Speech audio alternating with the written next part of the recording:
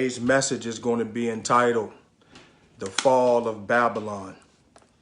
The Fall of Babylon.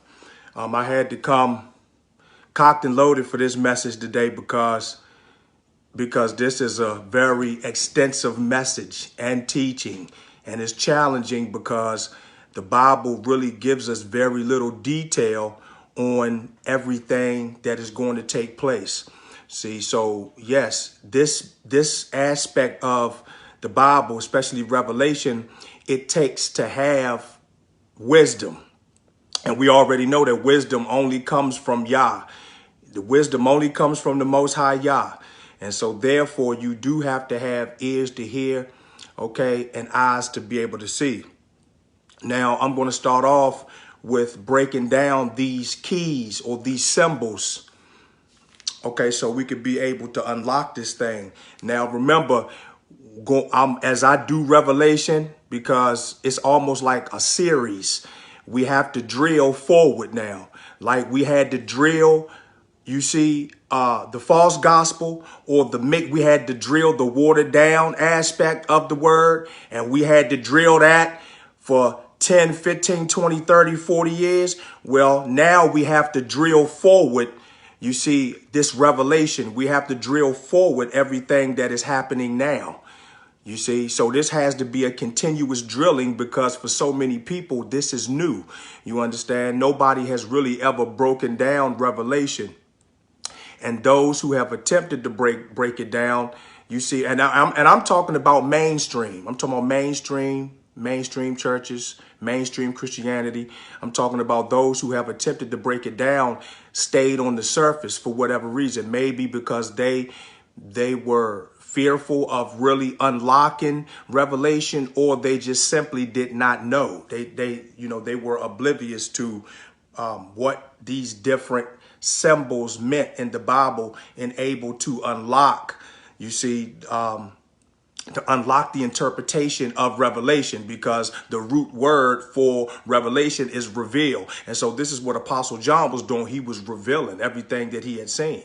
And see, so this aspect of the Bible is coming alive now at this time. Okay, so Revelation chapter 13, verses 11 through 18.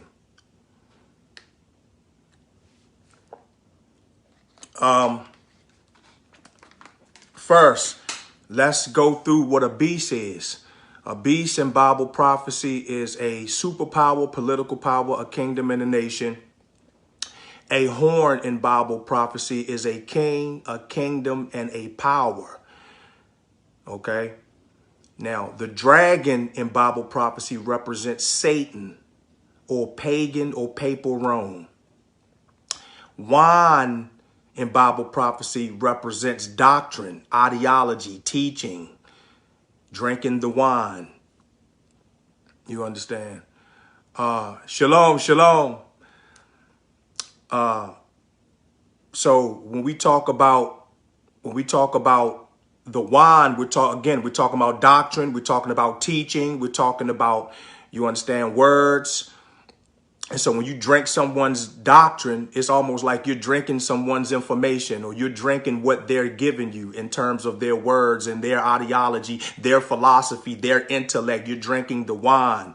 So when we talk about the wine of Babylon, we're talking about everything that she has uttered, everything that she has spewed, the rhetoric, you see, through politics and every facet of the world, religion, entertainment, all of this stuff that entails Babylon, you see. And we take the root word for Babylon, that's Babel, meaning confusion. So again, so now we're going to go with the woman. When we talk about a woman in Bible prophecy, we're talking about a city. A woman can represent a city, or a woman represents a church, or a woman represents Israel, because we know in Revelation 12, when the Bible refers to this woman, okay, who is clothed with the sun, you see, with the moon under her feet, with the crown of 12 stars around her head, or on her head, we're talking about the 12 tribes of Israel. So the woman in that particular case would represent Israel. Okay, so let's keep going. Now, oh, and another thing, we have talked about, I know I've talked about in the last revelation I did, you have the pagan trinity. You have this pagan, satanic, unholy trinity. Now, what is the trinity? The trinity is the dragon with the 7 heads and the 10 horns. Okay, you have the beast with the 7 heads and the 10 horns. And then you have the beast with 2 horns and no crowns. All right. Now, this seven-headed dragon, this dragon with the 7 heads and the 10 horns has crowns on its heads. So that is a representation that Satan was the head. Satan was the head over all of these pagan nations or these governmental systems. Do you understand what I'm saying? So Satan had put the crowns on his head saying that, listen, I'm the head honcho. I'm the one who had rulership. I'm the one who was the heavy influencer over all of these pagan nations, these nations who have left a thorn in the side of Israel, who have caused the idolatry of Israel, caused the paganism, and have caused Israel and Judah to fall. So Satan was very proud when the Bible speaks of the dragon with the 7 heads and the 10 horns, but the crowns were on the dragon's heads. But then we go to the beast with the 7 heads and the 10 horns, but this beast has crowns on the 10 horns. Absolutely. Shabbat shalom, sis. So this beast has 10 horns, but crowns on the horns, whereas the dragon had crowns on its heads. But then you get the beast, right, that has 2 horns, no crowns. So in essence, who you have is you have Satan, which is the dragon. You have the Antichrist, which is the beast. And then you have the false prophet, which is the beast with the 2 horns. So now don't you see the pagan trinity? Now they've been working together throughout history. And so it is very imperative to understand this dragon and these 2 beasts, because that's what we've been fighting. You see, this dragon has been pursuing the woman for over 6,000 years. And so this dragon has been pursuing because of the plan for humanity. The plan of redemption for humanity has been known by Satan. So his goal was to try to thwart the plans of the Most High before it even began. But you already see that's not working. But this is the reason why Satan is... Shalom. This is the reason why Satan is running rampant. This is the reason why he's upset. This is the reason why he's so mad. Why? Because he knows he only has a short time. Now, when we go to Genesis chapter 3, verses 15, it talks about Yahweh saying that I will put enmity between you and the woman, your seed and her seed. You see, he will crush your head, but you will strike his heel. Okay, the beast with the 2 horns. Now that is the false prophet. The beast with the 2 horns is the false prophet, and that's what I'm getting ready to read now. Revelation chapter 13, verses 11 through 18. So this beast that I'm getting ready to read or getting ready to talk about, this is the false prophet, the one with the 2 horns. You see what I'm saying? So yeah, so this beast with the 2 horns is going to represent the false prophet. And one day I don't know what I was doing. I was doing something, and I'm telling you, like I say, the Ruach HaKodesh spoke and said, that's the Trinity. That's the pagan trinity. That's the satanic trinity. It just came out of nowhere. I was doing something else. I was studying something else. I can't even remember everything I was doing at the moment, but it just came like that. And it just all came together. I said, wow, it's the dragon. And I was reading, and along my time of reading Revelation, I never really picked that up so keen. I said, wow, the dragon with the 7 heads and the 10 horns with the crown on his heads. But then you got the beast with the 7 heads and the 10 horns with the crown on his horns. And then you have the beast, you have the third beast which is the false prophet, the 2 horns with no crowns. But remember this prophecy, okay, of the woman, the seed of the woman and the seed of the serpent, that has been a long-standing prophecy. Why? Because the seed of the woman would wound up representing Israel. And the seed would come from the woman who is Israel, while this seed, we already know that was YAHUSHA HaMashiach, the seed of the woman, YAHUSHA HaMashiach, already prophesied from the beginning of time in Genesis chapter 3, verse 15. The seed of the woman, YAHUSHA HaMashiach, the woman being Israel, and then you had the seed of the serpent, who was the Antichrist. Come on. And so although YAHUSHA ascended and descended, he left his spirit with us, we're still here fighting the Antichrist. We're still down here looking at him. And we've been fighting him the whole entire time without even seeing his face. Because we don't need to see his face. We've been seeing him the whole time through culture. You see what I'm saying? Through politics, entertainment, through this satanic system, we have been seeing the devices. We have been under the heavy hand of the devices of the Antichrist. And once I get into this Revelation chapter 13, verse 11 through 18, you'll understand what I'm talking about. Because, okay, so let's go. Let's get in. So I made clear what a beast is in Bible prophecy. I made clear what a horn is in Bible prophecy. Okay. The dragon, the woman, and the wine in Bible prophecy. I made those clear. Now we're coming down to the earth. All right. So let me begin. And I beheld another beast coming up out of the earth, and he had two horns like a lamb, and he spake as a dragon. All right, let's stop right there. And I beheld another beast. Now, a beast in Bible prophecy is a superpower, political power, a kingdom, and a nation. So when it says I beheld another beast, we're talking about this superpower.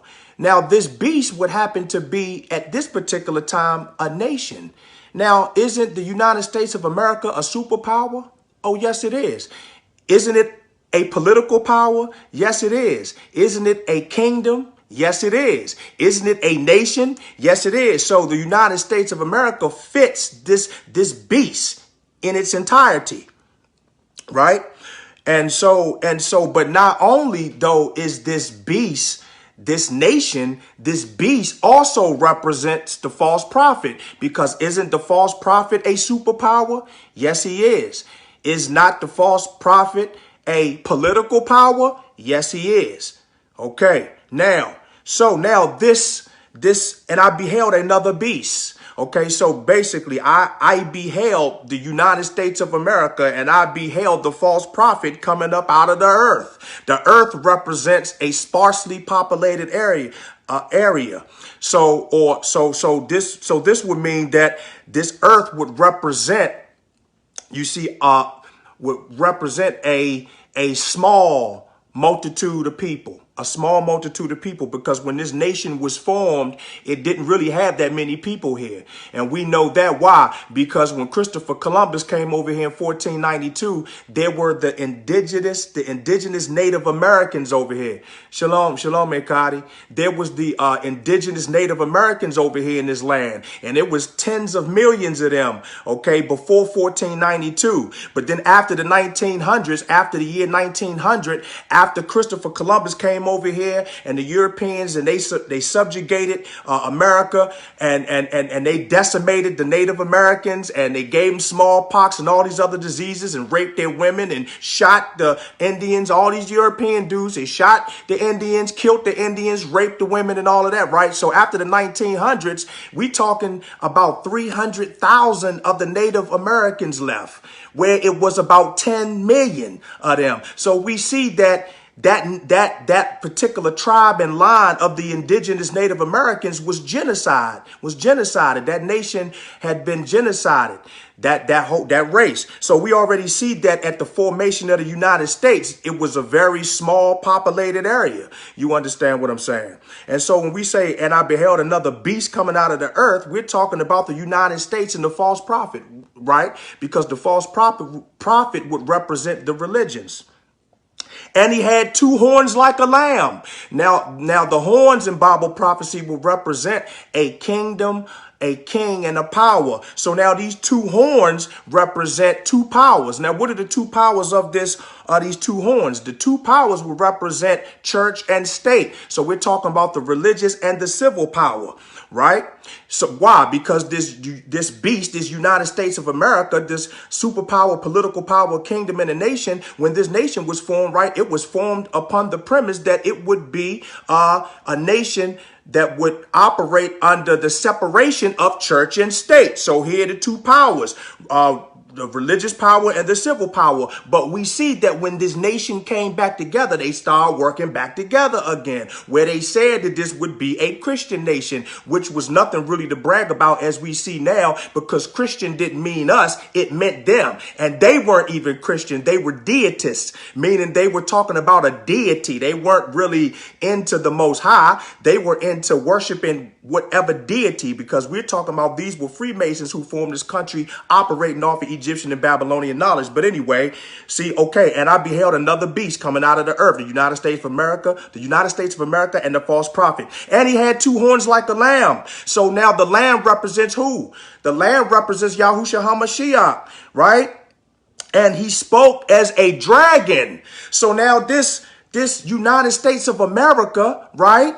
And okay, let's first start with the United States of America. Okay, it speaks like it keeps Yah's laws. God bless America. Come on, it speaks like it's going to be this nation that is so wonderful. America is so great. America the Great, right? He had two horns like a lamb, like he speaks like he's so benevolent, speaks like it keeps Yah's laws, speaks like it's for the people, right? Two horns like a lamb, but then spoke like a dragon. So now we're saying that this nation is an antichrist nation. Why? Because it said one thing, but then it demonstrated another thing. So we see how this lamb pretended like it was benevolent, but it spoke like a dragon, meaning that it spoke like Satan. So we see this antichrist nation of the United States of America spoke like Satan. It pretended like it was a godly nation, but it really had the ideals of Satan, who is this dragon, or the ideals like Rome, because the United States of America and its politics is modeled after Rome. So now don't you see the correlation with the beast, who is the false prophet, and also the United States of America, who is this beast at the same time, because the religious system over here is modeled, the political system is modeled right after Rome, which is where the false prophet is going to derive from. So don't you see how the false prophet and the United States of America works hand in hand together? This is what this beast is all about. You see what I'm saying? This is the beast. So let me read that again. So let me put it in these terms so you can understand it. So John was saying, so now think about it. Now John was already prophesying this forward. He was seeing this forward. So that means that if we are in Revelation now, we've been in Revelation since 95 AD. We've been at the last leg. We've been at the bottom. Okay. We've been at the last head. The last head of this dragon, the last head. Now remember, the dragon and the beast has 7 heads. We've been at the 7th head since 95 AD, all the way up until now. And we just now talking about this. So again, we're talking about this again. So, and I beheld another beast, the United States of America and the false prophet, coming up out of the earth. And he had 2 horns like a lamb. Okay, church and state, the 2 powers that were supposed to have been separated, the civil power and the religious power. And he spoke as a dragon, meaning he spoke, you see what I'm saying, like the Antichrist. So now you see this as an Antichrist nation. Okay, Antichrist nation. You got to understand that. All right. 12. And he exercised all the power of the first beast before him. So now this beast here is this United States of America, or this false prophet, both going hand in hand, is going to exercise the power of the first beast. Well, who was the first beast? The first beast happened to be the Antichrist. So this false prophet is going to exercise the same power. So that means they're going to have the same powers. They're going to be able to do the same thing. This is the reason why in Revelation, it talks about that YAHUSHA, when he come down and destroy this earth once and for all, okay, at the battle of Armageddon, the false prophet and the Antichrist is going to be thrown in the lake of fire together alive. Why? Because they're going to be right there working together. They're going to have the same power, so they're going to die together alive in sulfur burning fire. See? Okay, so, and he exercised all the power of the first beast. So this false prophet exercises all the same power, or the same power as the Antichrist before him, and causes the earth and them which dwell therein to worship the first beast. Okay? So this false prophet is going to cause, you see, is going to cause the earth. The false prophet is going to cause the earth to worship the first beast, the Antichrist. How is this false prophet going to cause the inhabitants of the earth to worship the Antichrist? Through religion, through the religious system. Don't you see why it's important to come out of religion? Because religion is going to be destroyed. Why? Because the false prophet's job is to round up the religions. So it's going to cause the inhabitants to bow down to the Antichrist, because he's going to be all of the gods. All of the gods to all these religions. Right? I hope y'all with me on this. So, so now they're in worship, to worship the first. Okay, so yes, he's going to cause the earth cause the earth and them which dwell therein to worship the first beast. So the false prophet is going to cause the inhabitants of the earth to worship the Antichrist, and whose deadly wound was healed. Remember, this Antichrist had a deadly wound. Remember that? Because the papal power back during the operation of the papacy from 538 AD to 1798 AD, that was the papal authority during Rome at the time. Well, that was 1260 years. But remember, it received a deadly wound during that time. See, this is a double prophecy, because John was prophesying the first time, because the papacy hadn't even came to power when John was first prophesying this in 95 AD. So the papacy was yet to come, but then he was talking about another time that the deadly wound would be healed. Now, the first time was when, okay, the papacy had gained its power in 538 AD. Right, to 1798 AD. That would make up the 1260 years, or the 1260 days, right? Well, in 1798, Napoleon Bonaparte had marched into Rome. Him and the French army had marched into Rome and subdued the papacy. That destroyed the papacy. This is how this beast who had a deadly wound, this is how the beast received the deadly wound, because at this time, the beast would represent the papacy, the papal authority, the Antichrist power, which was the papacy at the time, which is the office of the Pope. That was the papal authority at that time. That was the Antichrist power at that time. But that papal power had been subdued, and the Pope had been arrested. That is how this beast received the deadly wound. But we know that it was healed the first time, because in 1929, Mussolini had signed an agreement with the Vatican and reestablished the power to the papacy. So the papacy was already quietly working. Come on now, when by the time this nation was rising up in 1776, by the founding fathers, the Freemasons had built this nation up in 1776, and the papacy went down. He came back alive in 1929, and he has been quietly working then. But now you see, but then in the last in the last 3.5 years, which is the Great Tribulation, from this 7-year tribulation that's going to come when the Antichrist signs the agreement, okay, the covenant, okay, between the Israelis and the Palestinians. Remember, during the midpoint tribulation period, the second half is going to be the Great Tribulation. And that is when this mark is supposed to be enforced. That is when all the sacrifices in the temple will stop, which is known as the abomination that causes desolation. And then the Antichrist is going to go sit in the third temple. This is how this is all going to happen. And so this is how the deadly wound was healed the second time, because this Antichrist power is going to come back alive again.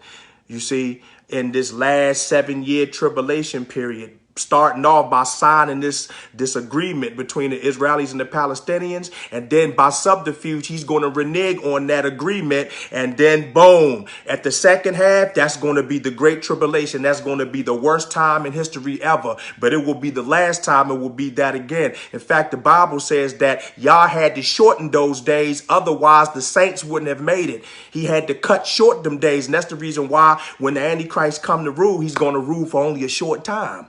So those days could be cut short so that the saints could endure to the end. All right. So, and he exiles all the power of the first beast before him and caused the earth and them which dwell therein to worship the first beast, whose deadly wound was healed. Okay.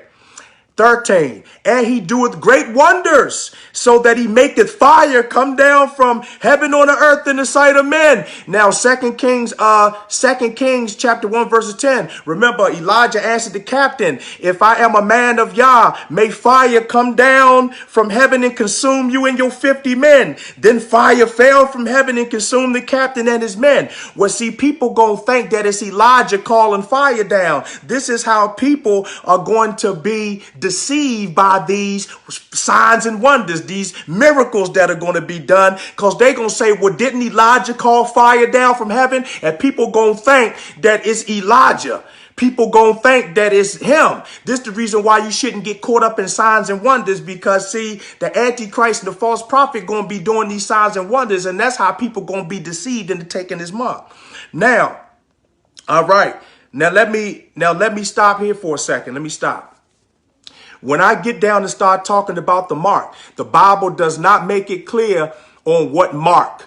You see, the Bible is not clear on what the mark is actually going to be. Okay, so when I get down to that part, because there's no way for me to know, so I can't say that one mark is going to be just this one mark, but you're going to have to consider all of the marks. You see what I'm saying? Through my study and through the Ruach helping me in my studies and listening to different people and me seeing the climate and the ever changing climate of society and technology. These are going to be different marks that we're going to be able to see. So when I get down to the marks and all of that, I'm going to explain different marks that you see that that has been brought up.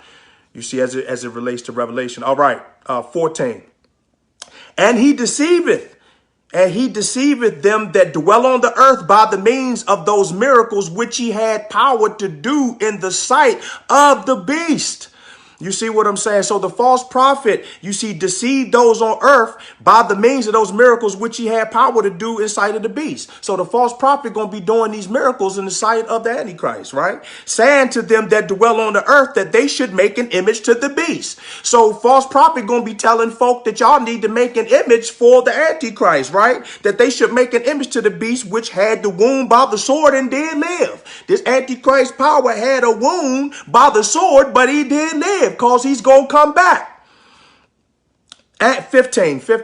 And he had power to give life unto the image of the beast. He had power to give life. So this false prophet is going to have power to give life unto the image of the beast. That the image of the beast should both speak and cause that as many as would not worship the image of the beast should be killed. Okay. All right. Now, what is the image? What is the image of this beast? What is the image? We don't know exactly what the image is going to be. The image could be some type of statue, or the image are these laws. An image is a likeness of something. So when we talk about the image of this beast, we could be talking about the laws that he's going to set up, right? Because it says here that that the image of the beast should both speak and cause that as many as would not worship the image of the beast should be killed. So the image could be these political laws, these civil laws, and these religious laws. After all, the Antichrist would have the power to do so. So that would probably be the image. Now, the image could be, people say that the image is going to be this cross with Caesar Borgia on the cross. That will be the image that will be made to bow down to. Okay, people say that's going to be the image. We don't know exactly what the image is going to be because the Bible doesn't say, but that's an image to look out for. All right. It causes me. Now, the image also is going to be, could be a coalition of Christian denominations who are going to exercise all of these powers. This is the reason why the church is being used all the way till the end. Don't you see how they never say nothing about Revelation? That's because they're being used all the way to the end to carry out the agenda. And then in the end, Christianity will be destroyed. Why? Because they would have been already done set up and did all they had to do to be used to usher everybody in, see, to the Antichrist. So this image, the image are these laws or the coalition of these Christian denominations, or again, it could be this cross. I had seen a picture of this cross that has Caesar Borgia on it, and the mark, it says XES. Okay. Oh, I'm gonna get down to that. So now, whoever doesn't worship this image, whatever this image is, okay, the image of this beast should be killed, whatever this image is going to be. 16, and he causes all, both small and great, rich and poor, free and bond. So now don't you see, it doesn't matter. Now don't you see, it doesn't matter who you are. It doesn't matter if you have money or not. It doesn't matter if you have money, if you make a six-figure salary. It doesn't matter if you're a millionaire. It doesn't matter what you make. It doesn't matter if you're poor. He's going to cause all, both small and great. Doesn't matter what your position is. Doesn't matter what your title is. Doesn't matter how many degrees you have. And he's going to cause both small and great, rich and poor, free and bond to receive a mark listen, to receive a mark in their right hand or in their foreheads. All right, we down to the mark. We down to the mark. We're down to the mark. Now, here are the marks. We already know that it's going to be, many have suspected, you see, or speculated that it's going to be an RFID chip, which is radio frequency identification chip, so that they'll be able to market transactions, global tracking. Come on. They'll be able to track your health records and your banking records, and they'll be able to track your whereabouts and where you are, where you're going. You see what you're talking about, what you're thinking, who you're having sex with, what you're eating, all of it. See, all of this stuff. Why? Because Satan is trying to be, he's trying to be omniscient, like the Most High. He's trying to know everything. So he can't know everything. So he has to use men that have built up this world of technology to carry out the plan, to be able to see everybody like the Most High, because his goal is to be like the Most High. So now when we talk about this mark in their right hand, we could be talking about something in the right hand, something implanted in the right hand. We don't know exactly what it's going to be yet, because it hadn't been enforced. Right now, technology is an ever-growing, ever-changing, you see what I'm saying, component of society. So as technology grows, you know they're going to be moving things ahead slowly but surely, and it's going to be marketed as something that is going to be for our convenience, but really is going to be for our demise. It's going to be for our enslavement, because that's the goal. That is the goal. This is the reason why this system has been used, you see, as a tool of division, divide and conquer. See, if the enemy could divide us into social class, racial class, economical class, educational class titles, and all of this stuff, don't you see how the enemy could divide us all up? And then conquer to make us think that we're the enemies against each other. And then now that we fighting, why? Because we are split up in these different classes. Now the enemy can come in and take over. You see what I'm saying? But now it says to receive a mark in the right hand or in their foreheads. Many have speculated that this in the forehead is going to be a chip in the forehead, a Neuralink chip. Check out this guy named Elon Musk.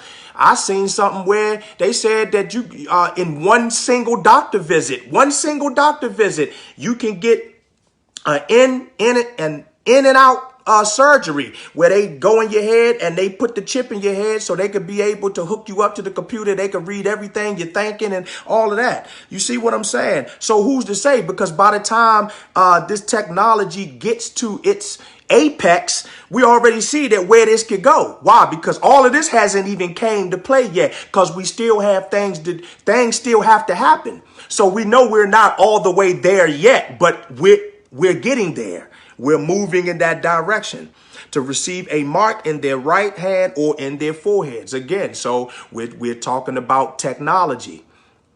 We're talking about technology because this is how this world is moving. Don't you see transhumanism is what is taking over, trying to turn everybody into robots? Well, that's just what this is. That's exactly what this is all about. And he was prophesying this then. John was prophesying this then, okay, to receive a mark. Remember, in the right hand. So you know it's going to be something in the right hand. Or, you see what I'm saying? Something in the right hand or in their foreheads. Because now, if this system is going to be a one world government, one world religion, and one world currency, right? How is it that they're going to be able to know who's a part of the system or who's going to be acclimated to the system if there's not something that is going to show or is going to exude and exemplify what is actually going to be happening at that time for them to be able to even track you and see what you're doing? So you already know it's going to be part of technology. This is the reason why they pushing technology. And what we've been doing all this time is agreeing. We've been agreeing with this. We've been agreeing with the New World Order. How have we been agreeing? Every year, okay, for decades, every year or every 2 years, every time a new phone come out, what we do? We go get it. Every time a new model TV come out, what we do? We go get it. Every time a new car come out with all these different features, these new technological features, we go get it. So here's the thing. Every time they move forward with their new plan or the next phase of technology, we agree with it. That is how they're able to continue to implement their plans, by our agreement. And we all agree. Why? Because don't nobody want to be left behind with their old phone or their old TV or their old car. So when this society has mass produced this new technology and put it out there, everybody goes to get it because don't nobody want to be left behind with their old phone, old car, old TV. And so now if the whole world is getting it, that means that they start to make it mandatory. Now you got to have it if you want to be connected to this aspect of life, to this next phase of life. Now everybody got to get it. See, now if nobody would have ever agreed with the new phone, with the new the new iPad, the new computers, the new technology and the new softwares, if nobody would have ever did that, the system would have crashed. And so they would not have been able to implement everything that they have been able to use to move forward with their new world order and their agenda. But we've agreed all the way up until now. We've agreed ourselves with the enemy into this transhumanism here that they're getting ready to do. See what I'm saying? But all because it has been marketed to us as something that is innocuous, something that is convenient, something that would help serve humanity and society, something that would expedite our lives, something that would be so, again, it would be convenient. And we could see, this is the reason why life now is at the push of a button. Everything you do now is you push one button and boom, we live in a microwavable society. Everything is so technological. You understand what I'm saying? We can't remember phone numbers. All we got to do is put the first letter of somebody's name and it type up and it pulls up everybody who has the letter of let's say R. If you put R in, boom, it pop up all the names with the letter R and all the phone numbers and bam, all you got to do is push call. And you see, so they have marketed this technology as something that is convenient, is fast, is quick, no hassle. But really, it is really for our demise and control, and it is for their wealth. It's for them to control us. But they market it as something that is innocuous and harmless. Do you understand what I'm saying? So now this is how the enemy has been working. We just don't see it because remember, the Bible says in 2 Corinthians chapter 11, verses 14, that and no wonder Satan masquerades as an angel of light. See, he comes like he's getting ready to give you, he's getting ready to enrich and uplift your life. He's getting ready to make additives to your life and make everything so convenient. But all the while, all he's doing is he's sneaking things into society that is going to later be used for our downfall, later be used for our enslavement, and for those elites that are at the top for their wealth and their control. And so now we have to understand something is we have to slow it down. How do we slow it down? We have to slow it down by stop agreeing so much. Stop going out and buying the latest phone. Stop going out and buying the latest TV, because all of this stuff serve as surveillance monitors. Everything you have now is a surveillance monitor. It tracks wherever you go. All the cars that you buy now, I remember where you had to buy an expensive car to get all of the technological features that, you see what I'm saying, that you could only be able to get by buying an expensive car. Now these technological features come in cars now that you could buy for 12 or 13,000. Why? Because every one of them have GPS trackers in them now. Every one of them has these technological components that keep people what? Hooked up and plugged into the system. But we look at it as, oh, that's cool. All we got to do is push the button and jump and hop right in. Yeah, but you have no privacy though. Yeah, they're tracking you though. Yeah, you can't do anything. They plugging you in and they're getting you used to it. So by the time the mark is enforced, you'll take it because you've been used to the new iPhones. You've been used to the new iPads. You've been used to the upgrade in software and technology. You have been used to this stuff the whole entire time. And this is how people are going to take the mark, because they're going to feel like they cannot acclimate themselves into a society where they don't have technology anymore. And so technology has been used to wage a war against the Most High. This is man's plot. I'm trying to tell you. So how do we slow it down? By stop agreeing with everything they doing. Keep your money. Save your money. Stop buying every new gadget out there, because every time you buy a new gadget, you are agreeing with the advancement of the technologies, which is going to lead to the mark. Come on. Come on, y'all. Do you see what I'm saying? Stop agreeing. Stop agreeing. Because all you're going to do is you are going to acclimate yourself, and you're going to continue to make yourself so used to this system that when it crashes, you won't know how to survive, because you would have been hooked up to their technology and everything that you thought was making life so convenient. But then in the end, it's going to be used for our demise and destruction. This is what it is. So it's time to go back to living naturally. See, here's the thing. We have to begin to live without a whole lot less.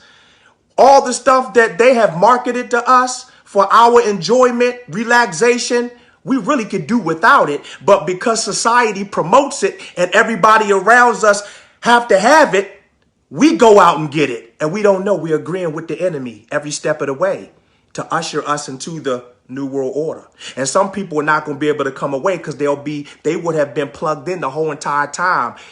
I mean, to its entirety, 100%. So now you got to back away. You got to back away. Now's the time to back away. Why? Because this is all getting ready to come in.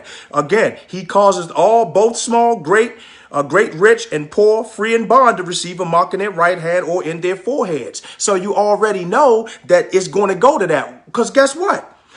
Our cell phones is already in our hands, to our head, right? These cell phones, all they doing is getting you acclimated to having something in your hand, so that it'll go from your cell phone being in your hand to a chip being in your hand. It'll go from your cell phone being up to your head to a chip in your head, or whatever they have in your head, so that they'll be able to know who you are and recognize you. All right. 17. And that no man might buy or sell. Now you hear that? No man might buy or sell. How you going to buy and sell? You're not going to be able to buy and sell. How many people going to be able to live without buying and selling? That means you can't buy nothing and you can't sell nothing. Come on. You can't buy nothing and you can't sell nothing. How you going to survive without the mark? This is where people's faith gonna have to kick in. So now if you ain't been operating in faith all this time, how you figure that when it's time to come down and you gonna have to receive this mark in order for you to buy or sell, how you gonna resist the mark for you to buy and sell if you hadn't been resisting now, if you hadn't been in the word now, if you hadn't been living off faith now? This is the reason why Yah has said don't get caught up in this stuff. Don't get caught up in what you see. Don't get caught up into that. Store yourselves up for the treasures of heaven, because you're going to have me in your heart first before you see me. You're going to have heaven. You're going to have the treasures of heaven stored up already here when the system come down, because I'm judging. I'm coming down. I'm sweeping through with wrath and judgment.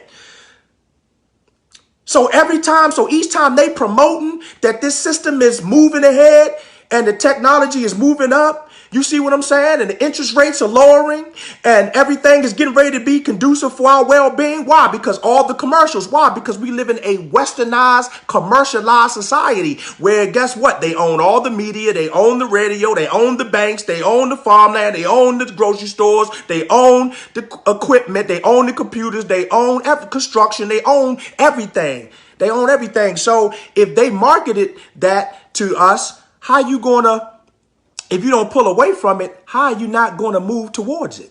If you don't say, wait a minute, I gotta stand still. See what I'm saying? So, and that no man might buy or sell save he had the mark or the name of the beast or the number of his name. So now we talking mark, name, number. You got to have the mark, the name, or the number. All right. Now, okay, 18, here is wisdom. Let him that hath understanding count the number of the beast, for it is the number of a man, and his number is 666. Now it is said that 666 in Greek and Latin is the Arabic name, you see, for Allah and the Roman Catholic popes. That's what the 666 represents. But see, it don't have to represent that. I was looking at a teaching, and it said that the Remphin, the 6-pointed hexagram, 666 fits in that perfectly. And that's the mark of a man. That's the number of a man. Do you see what I'm saying? So this is the mark, the name, the mark, name, and number. Mark, the name, and number. So again, see why he says stay away from signs and symbols? Now I've already named 2 marks that could be possibly a part of this system. And we already know that it could be. Why?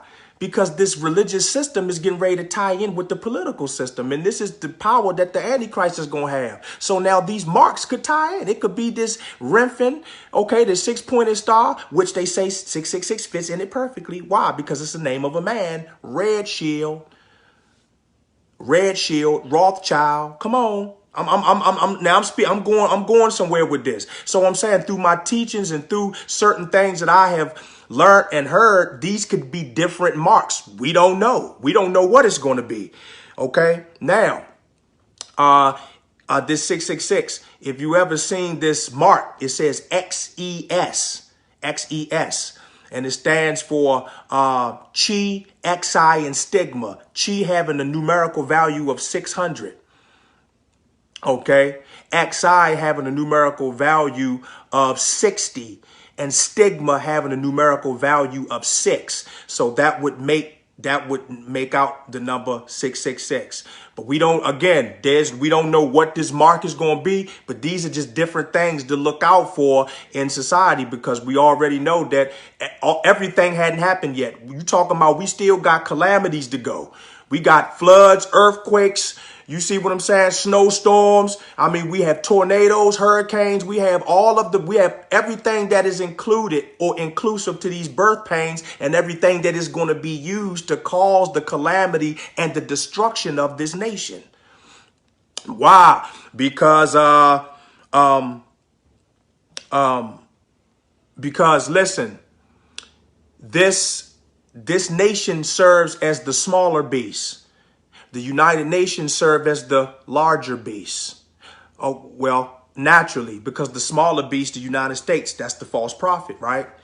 Then the United Nations, that's the larger beast. Why? Because that's the Antichrist. That means he's going to have power over all the nations. So where's everybody going right now where they're going to be safe? Ain't nowhere you're going to be, because the one world order got to happen, the one world government. So wherever you go is going to be under the subjection and the rulership and the hegemony of the Antichrist, because that's the power. That is the power that is working. You see, now I've described how this seven-headed beast, right, is Judah's and Israel's captivities. This seven-headed beast, okay, with the last head, the seventh head being where these 10 horns, the 7 heads, the beast with the 7 heads and the 10 horns. You see, now, again, I'm going to go back over this before I keep going, because we got to get acclimated to understanding where we are now. And the only way we're going to really understand where we really are is to understand this dragon, this and these beasts, this dragon and these beasts, because they have been the ones that have caused this destruction and this confusion this whole entire time. It's just nobody ever unlocked it and said, wait a minute, all of this has been the dragon and the beast. Your worldwide political and religious leaders have been working right alongside the dragon and the beast. They've been in the middle. So that don't you see that when they sell out to the system, it be little they can do, little they can talk about, little they can teach you. Why? Because they right in the middle of the dragon and the beast. No wonder they can't say nothing. No wonder they have their mouths muzzled. You see? Because they're getting payoffs from the dragon and the beast. Now, again, let's go back to this beast again. Remember, I'm going to 7 heads, right? 7 heads to the beast with the 10 horns. All right, listen. First, you have Egypt. That was the first head to the beast. You see what I'm saying? 1500 BC, Egypt. That was our ancestors' first captivity.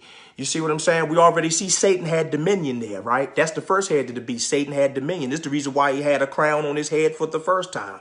See, he was used through, you see what I'm saying? He was used. The second head to the 7th-headed beast, Assyria in 722 BC. Okay, that was the Assyrian captivity. That was Israel's captivity when the Assyrians came and took Israel. All right. That was another crown on Satan's head. Come on. The dragon and the beast, right? The third, that was Babylon in 586 BC. That was Judah's captivity, where they spent 70 years. This is where Daniel had prophesied. This is where Daniel had interpreted the dream for King Nebuchadnezzar about what? About the ruling powers represented by these different metals, with Babylon being the head of gold. So remember now, this is where Daniel was prophesying forward, but then John, looking back throughout history, putting this whole beast together. So where we at? We at the third head, right? The third head to this beast, right? This is another crown for the dragon, for Satan. Okay, so now we got the fourth head. The fourth head is what? The fourth head would be Medo-Persia. Remember, because after 70 years, after the 70 years in Babylon, they went back home. But then the Persian captivity, King Cyrus took over. That was another that was another crown on Satan's head. This is the fourth head to that beast. Okay, but then that was 538 BC. Then we get down to the Greek captivity. That was 331 BC. That's Alexander the Greek. That was the Grecian captivity. You see what I'm saying? That's another crown on the dragon's head, on Satan's head. But this still correlates with the beast. That's the fifth head to this 7-headed beast. All of Israel and Judah's captivities. Why? Because that shows you that the book been about one people. Don't you see that? When you unlock the dragon and the beast, you see that the Bible has been about one group of people. The Bible has been about Satan stopping one group of people, stopping Yah's chosen people, stopping the plan and the redemption for humanity, trying to stop Yah's people. Why? Because the dragon know he can't stop Yah. The dragon know, the beast know that it can't stop Yah. So guess what? We got to continue to pursue the woman. The dragon got to continue the pursuit of the woman by using this beast. So this dragon has had to use this beast. Satan has yet had to use the system. Come on now. Remember now, the dragon represents Satan, right? Now, the beast represents a superpower, political power, kingdom, and a nation. So that means that, guess what? Satan, the dragon, has had to use this beast, this system. Come on. All right. So now we down to the fifth head, right? That's the Greek captivity, 331 BC. Then we have the sixth head to the seven-headed beast. The sixth head, 70 AD. That was the Roman captivity, right? Now, the seventh head to this seventh-headed beast with the 10 horns. The seventh head represents divided Rome, which is Europe. Divided Rome, which is Europe. Which corresponds with America, the American captivity, 1619. Wasn't that where our Hebrew Israelite ancestors were brought over here? The transatlantic slave trade. Here we talking about this dragon and this beast again, who has been causing utter destruction and confusion throughout civilization. This dragon and this beast. This dragon and this beast. All right, so now you see the seven heads, all of the captivities of our ancestors up until this last day, the seventh head. That means that there's no more heads to the beast. So we at the last head. We at the last head. We are at the last head. Now, isn't it? Oh, wow. Thank you, Father. Listen, the seven heads, the number 7 represents what? Completion. Shalom, Ekadi, right? 7 represents completion. So that means that we are at the 7th head. That means that once this head is destroyed, that will make the completion. That's the completion. That's the completion. But then remember, there's an 8th king going to come up among these 7 heads. Remember, the 7-headed beast, okay? Now, the 10 horns is on the 7th head, meaning that in this American captivity, where Europe is ruling, this American captivity, because who's ruling? Europe. They rule everything. They rule America. They run in America. They run in America from around the world. They run in America. Europe, because Europe is an alliance. Europe ain't just one king or one group. You see, Europe is an alliance, is a conglomerate. So now you see at the 7th head, the American captivity, Europe, these 10 kings, these 10 horns represent these 10 European kings. I told you the European Union has 28 countries. The European Union within the United Nations. The European Union within the United Nations, because they own everything. See, the European Union owns the United Nations and they own America. They own everything because they setting up America now. This is the reason why they're setting up America. These 10 kings, right? These 10 kings or these 10 European kings, they are 10 member states to the European Union. Remember, the European Union has 28 member states or 28 countries, okay? The 10 states or the 10 kingdoms within the European Union represent these 10 horns. So you're talking about these 10 European kings. These 10 European kings on the 7th head, which is the American captivity, which is divided Rome, which is Europe. So Europe is over America.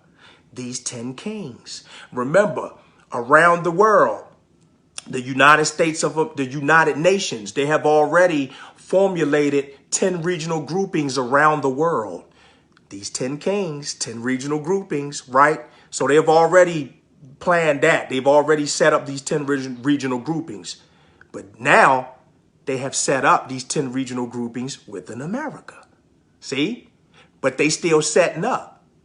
They're still setting up. So where we're looked at now as an independent nation with 50 states, by the time they set up, it'll be a one world republic. And this is where we are feeding this larger beast. The United States of America is feeding this larger beast, who is the United Nations. We feeding it. Our tax dollars are feeding it, meaning that we're feeding this larger beast, right? We're feeding this larger beast. Why? Because we are the ones who are paying for the sustainable development goals, everything that that is going to be used towards this new world order. The United States of America is being used, okay, to fund the plans of the Antichrist, the United Nations. This is the reason why they have to drain America. Don't you see that? Don't you see it? We're being drained. This is the reason why the debt keep going up. 27 trillion, 30 trillion. The debt keep going up. Why? We'll never pay the debt. So the goal is to utterly collapse and crash this system so that everything we've been feeding the larger beast, this nation will be so depleted from famine, from disasters, okay, from killings and rapings and lootings, and it'll be so utterly from war. Come on, this nation is going to be so drained and so tired that by the time this nation is utterly destroyed and depleted, we'll accept what we've been feeding the whole entire time for our own destruction. Do you see what I'm saying? So this is where we are. This is where we are. This is where we are right now. So guess what? It ain't gonna be no raptured up. Game time is over. Game time is done. Ain't no game. Ain't no playing no games. Ain't no living your best life. You better live your prayer life for what's coming. Because don't you see it? Don't you see all this time the reason why they kept us away from this?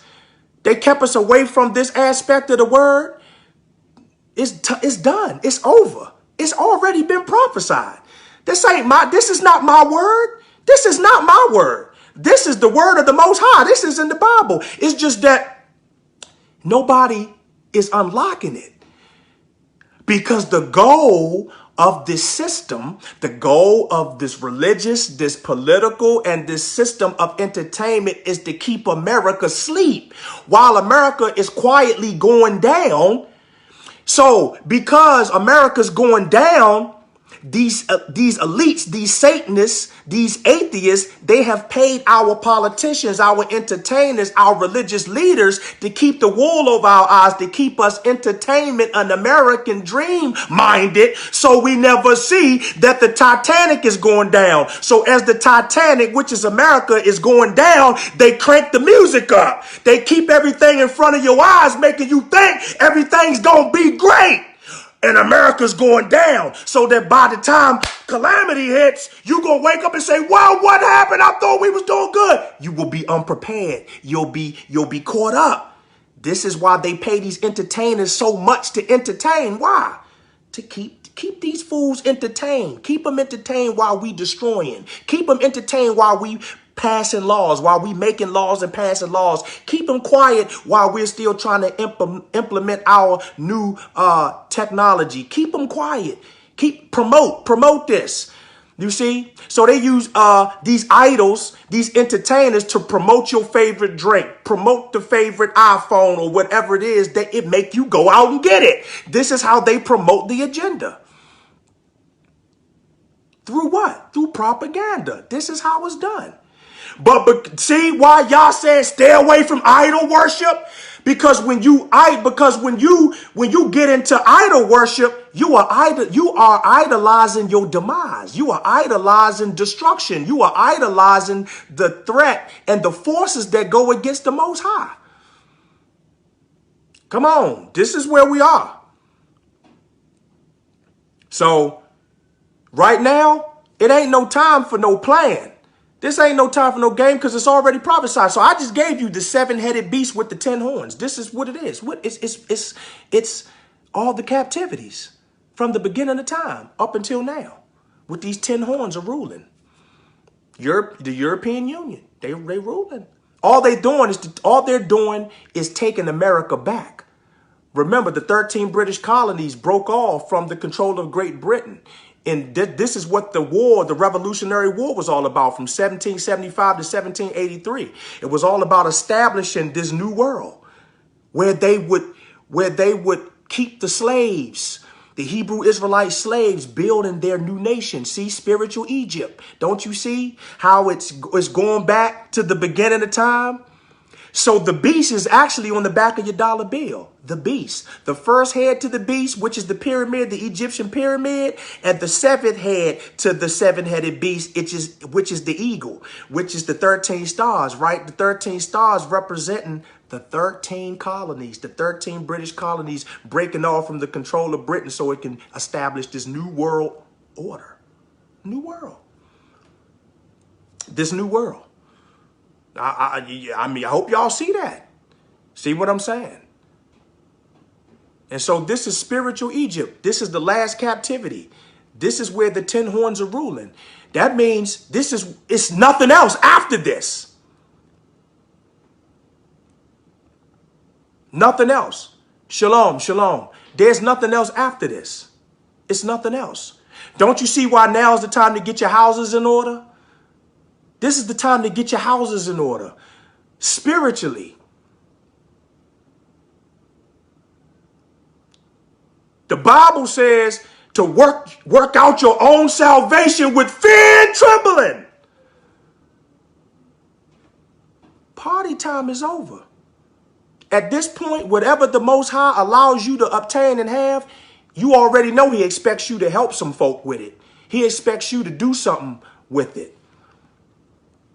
You understand what I'm saying?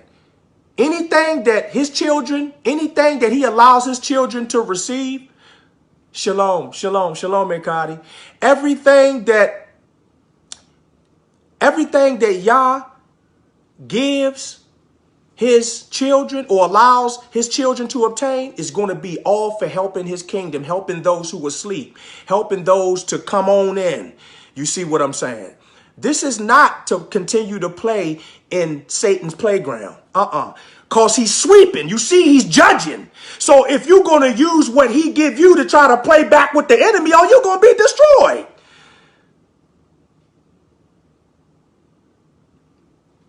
Because this seven-headed beast with these 10 horns is not playing, because the dragon is working right along. They working together. This is what you have. Cut, clear, and dry. You have the dragon, which is Satan. The dragon with the 7 heads and the 10 horns, which is Satan. You have the beast with the 7 heads and the 10 horns, which is the Antichrist. And then you have the beast with the 2 horns, which is the false prophet. The beast that speaks, that has 2 horns like a lamb and speak like a dragon. This is the false prophet. They running. They are running. So everything you pick up, 9 times out of 10 has been manufactured by the dragon and the 2 beasts. Everything you subscribe to is in the hands of the dragon and the 2 beasts. Now, don't you see? Revelation, revealing, the revelation. This is reveal. Time to reveal and open up with what's really happening. And it's all because iron has mixed with this clay. This iron has mixed with clay. Meaning that the assembly, the woman, the man has mixed in with this iron, with this ruling power of politics and religion and these civil powers that goes against the laws, statutes, and commandments of the Most High. This iron, this political power of Rome, which is none other than Esau. Remember, the children of Kittim, who was a part of Rome, had taken over Edom.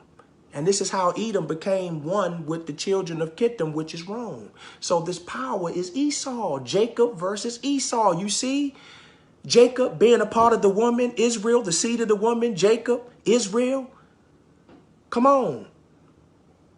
Fighting this iron, this political power, this civil power, this religious power, Esau, who has conspired with all of the other nations. This is it. This is what this is. So no, this is not the time. This ain't the time to be playing. You see? Now, I know that a message like this doesn't preach well, because this right here will have, a message like this will have the church silent on Sunday morning. It won't be no jumping and shouting. They'll be quiet as mice, looking somber. But this is the type of word you need so that you can peel them demons off. You can dig deep down. dig deep down into the foolishness and get the foolishness out. See, a message like this is not going to keep, you see what I'm saying, the plates empty on Sunday morning. Keep the plates full. This is not going to fill up the plates on Sunday morning, the collection plate. Everybody going to be sitting there quiet and somber, and you see, they might not even want to come back to the church. Why? Because the goal of this religious system is to keep you up moving, to keep you up and entertained and jumping around and shouting, but you don't know nothing. You don't know nothing. You don't know how to fight spiritually. You're not edified. You're unedified. You are dead spiritually. And come on, you don't know scripture. You don't know the word. But you're sitting up in church, in these religious temples, in these Baal temples, Sunday after Sunday. You know the songs, but you don't know the word. This is what it is. We at this point now, it's classes in session. All of that dancing around and the organ playing loud and homosexuals directing the choir. And nah, time's up. Now it's time for classes in session.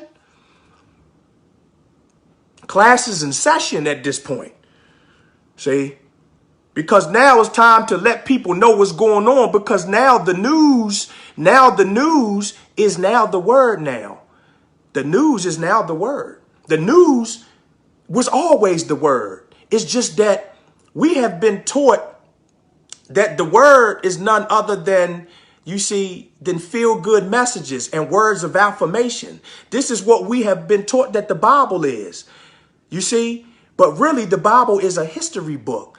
The history book of the Hebrew Israelites, of a bloodline, the Negroes, and how we were supposed to stay away from idolatry and paganism. This book right here that they told us to stay away from because the white man wrote it, which was another scheme of the enemy to keep us from getting in this book. The getting in. The word. All right, let me keep going. Listen, Revelation chapter 14, verses 9 through 11. Then a third angel followed them, saying with a loud voice, if anyone worships the beast and his image, that means if you worship this beast, this superpower, this political power, this kingdom and this nation, well, at this beast is actually talking about the superpower and the political power. Or you can even say the kingdom and the nation. Kingdom and the nation. Why? Because this nation is going to move from being the United States of America to the United Nations, the one world. So this beast is still going to remain to be the Antichrist and the United Nations, right?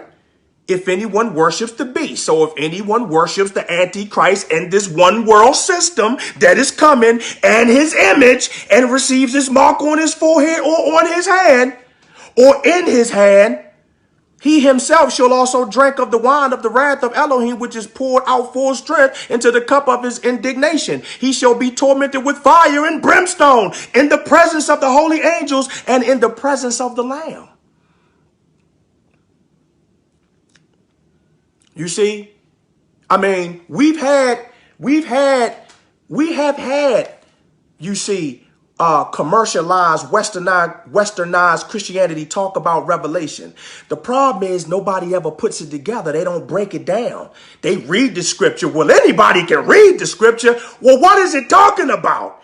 What is this cup? What is this wine? What is this wrath? What is this beast? What is this dragon? What are these horns? What is this? Nobody can talk about it. Nobody knows. Nobody, it's a secret. Whatever. I don't know what it is. It's a secret. Nobody knows. Whatever the problem is. But this very portion of the word is what we've been missing to put together the pieces of the puzzle of the reason why things ain't right. All that we've been knowing all the time, man, something ain't right. How is it that, you see, We got all of these churches in every major city throughout America, yet and still, it seems like the communities that are surrounding these churches, they are broken down, they are trodden down, they are impoverished. Drug addiction, drug abuse, prostitution, liquor stores, broken down streets. Come on.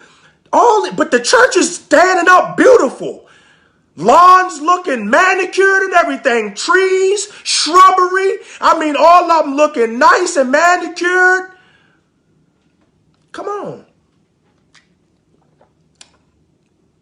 Church is getting upgraded, but the communities around them are drug infested, impoverished. Section 8. Come on.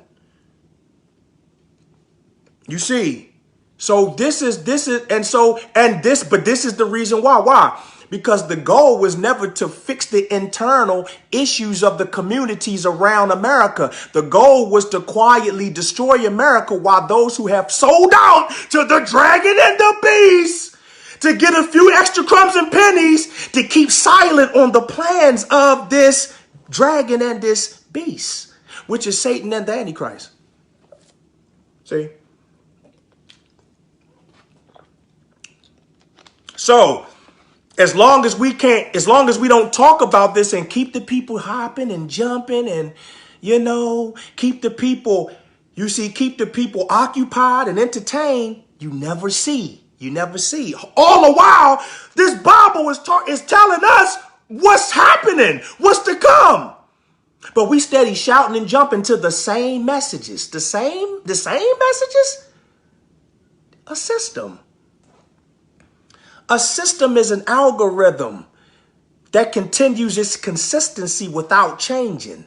That means nothing changes the system. There's no disruption. That means that no matter what happens. So that means that the seasons can change. That means that the climate can change around society. That means that the economical climate can change around us, but the system still stays the same. It still talks about the same thing. It still preaches the same thing. It still causes us to go around the circle in this routine the same way, the same thing, the same way, same thing, same way every time. Yet the Most High is showing us signs on how things are changing, but the system continues the same algorithm to keep us. This is the reason why the educational system doesn't change. They give us only an illusion of knowledge to make us think that we know something. When all the while, really what it is knowledge that you're only going to use to operate in the system. This is the reason why it's called a system.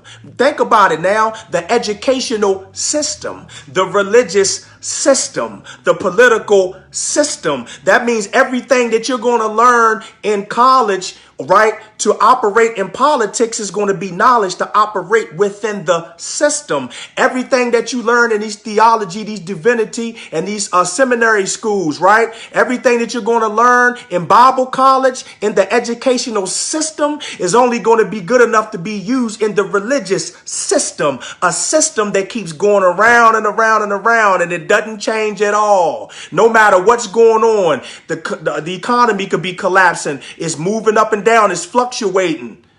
See? But the system just keep going around and around and around while everything else is changing. Seasons are changing. The economical climate is changing. Technology is changing. The food is changing. The water is changing. The air is changing. Everything is changing. Healthcare is changing. Everything is changing. But the system just keeps going around and around. And so now if you are system-minded, systematically driven and minded inside of the system, you just go around in the system. It's almost like it's an assembly line that you keep going around until you're worn out and you die off. The next person hops in the system, goes around until they get tired, sick, die off. Then the next person comes in. Don't you understand? That's right. And in prison for nothing. In a prison of your mind. See, the goal of this 400-year awakening was to free us in our minds, to free us mentally and spiritually, so that we could wake up and see and wake up and see. And when I say wake up and see, I'm not talking about our physical eyes. I'm talking about discernment, your spiritual eyes.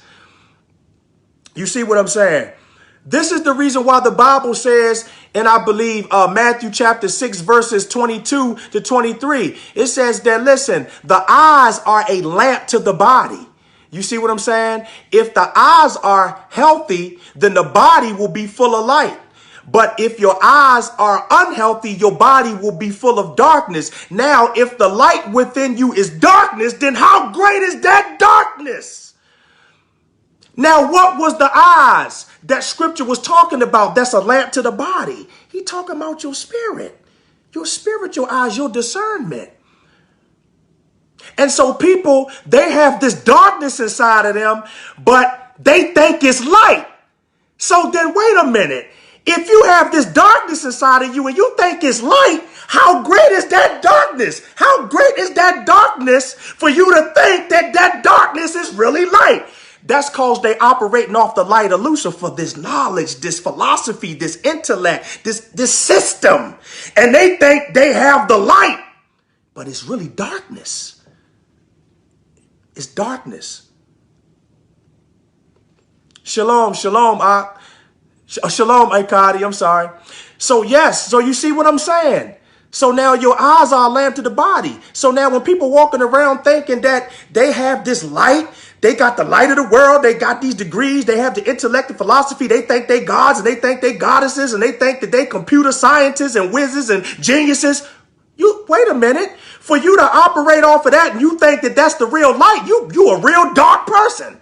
See, these people are dark. See, the further you get in the system, the longer you stay in the system, the longer you move around in the system, the longer that you are infiltrated, your mind is infiltrated in the system, the longer you have the shackles of slavery of the system, the darker you get. But the darker you get, you are under the pretense of you having this light. But people can't see it. So it's like, wait a minute, for you to think that what you have is light, how dark can you really be? Y'all walking around and this is the reason why most of the people that you catch in this, that's right, Egyptology, Islam, Christianity, and many more, that's right, because they operate off of this mystery, this ancient mystery, occult knowledge, meaning hidden secret knowledge. And so they think they have the light. They right. They got the light of Lucifer, the light bearer, the false light, darkness. So they right. But for them to think that it's real light, they mighty dark. Why? They don't have discernment. They don't have discernment. Their eyes are unhealthy. So their body is full of darkness, but not their eyes. Talking about their spiritual eyes are unhealthy. Your discernment is unhealthy. So that means that your body is full of darkness. You have an inhabitation of demons. Your body is dark. And that's the reason why they can't see. Got too much of this third eye, this chakras, this Freemasonry, this witchcraft system-minded, systematically driven, this educational system. When you get your master's degree, you take the word masters. Master means, if you break the word masters down, it means Masonic. When they wear the cap and gown, it represents you have binded an oath with Masonry within the educational system. Don't you see? But then don't you see how they get the knowledge and get the degrees and they think that they good. They don't need nothing else because they got the knowledge. They got the light, the knowledge, the tree of knowledge of good and evil. They have the light of Lucifer. You see that? And so the goal of this system, this political system, religious system, and this educational system, the goal is to turn people into atheists, Satanists, to draw them further away from the Most High. This is the reason why you catch all these people that got all these titles and degrees and got all this money. They got all of this stuff, but they don't believe. They don't believe in the Most High. Why? Because that was the goal of the system. The goal of the system was to take them away. The goal of this fallen angel knowledge was to take them away from the Most High. So that's what this system has created. Why? Why did the system create this? To destroy the system so they could build in a new system. So every time you agree with this technology and this system, you agree with the implementation of this new Antichrist beast system. So they need calamity. They need those who will sell out to these corporations and these fraternities and sororities of the world system operating off this witchcraft. They need that to come, because the more demonic energy you put out in the air, that's inviting to the Antichrist. That all that does is it birth him. He's being birthed all the time. Why? The agreements, the satanic agreements with the system. But you never see it. Why? Because it's hidden behind the system. Come on. This is what I'm talking about. Okay. All right. Now, Revelation 18. Revelation 18. I'm going to pause for a minute.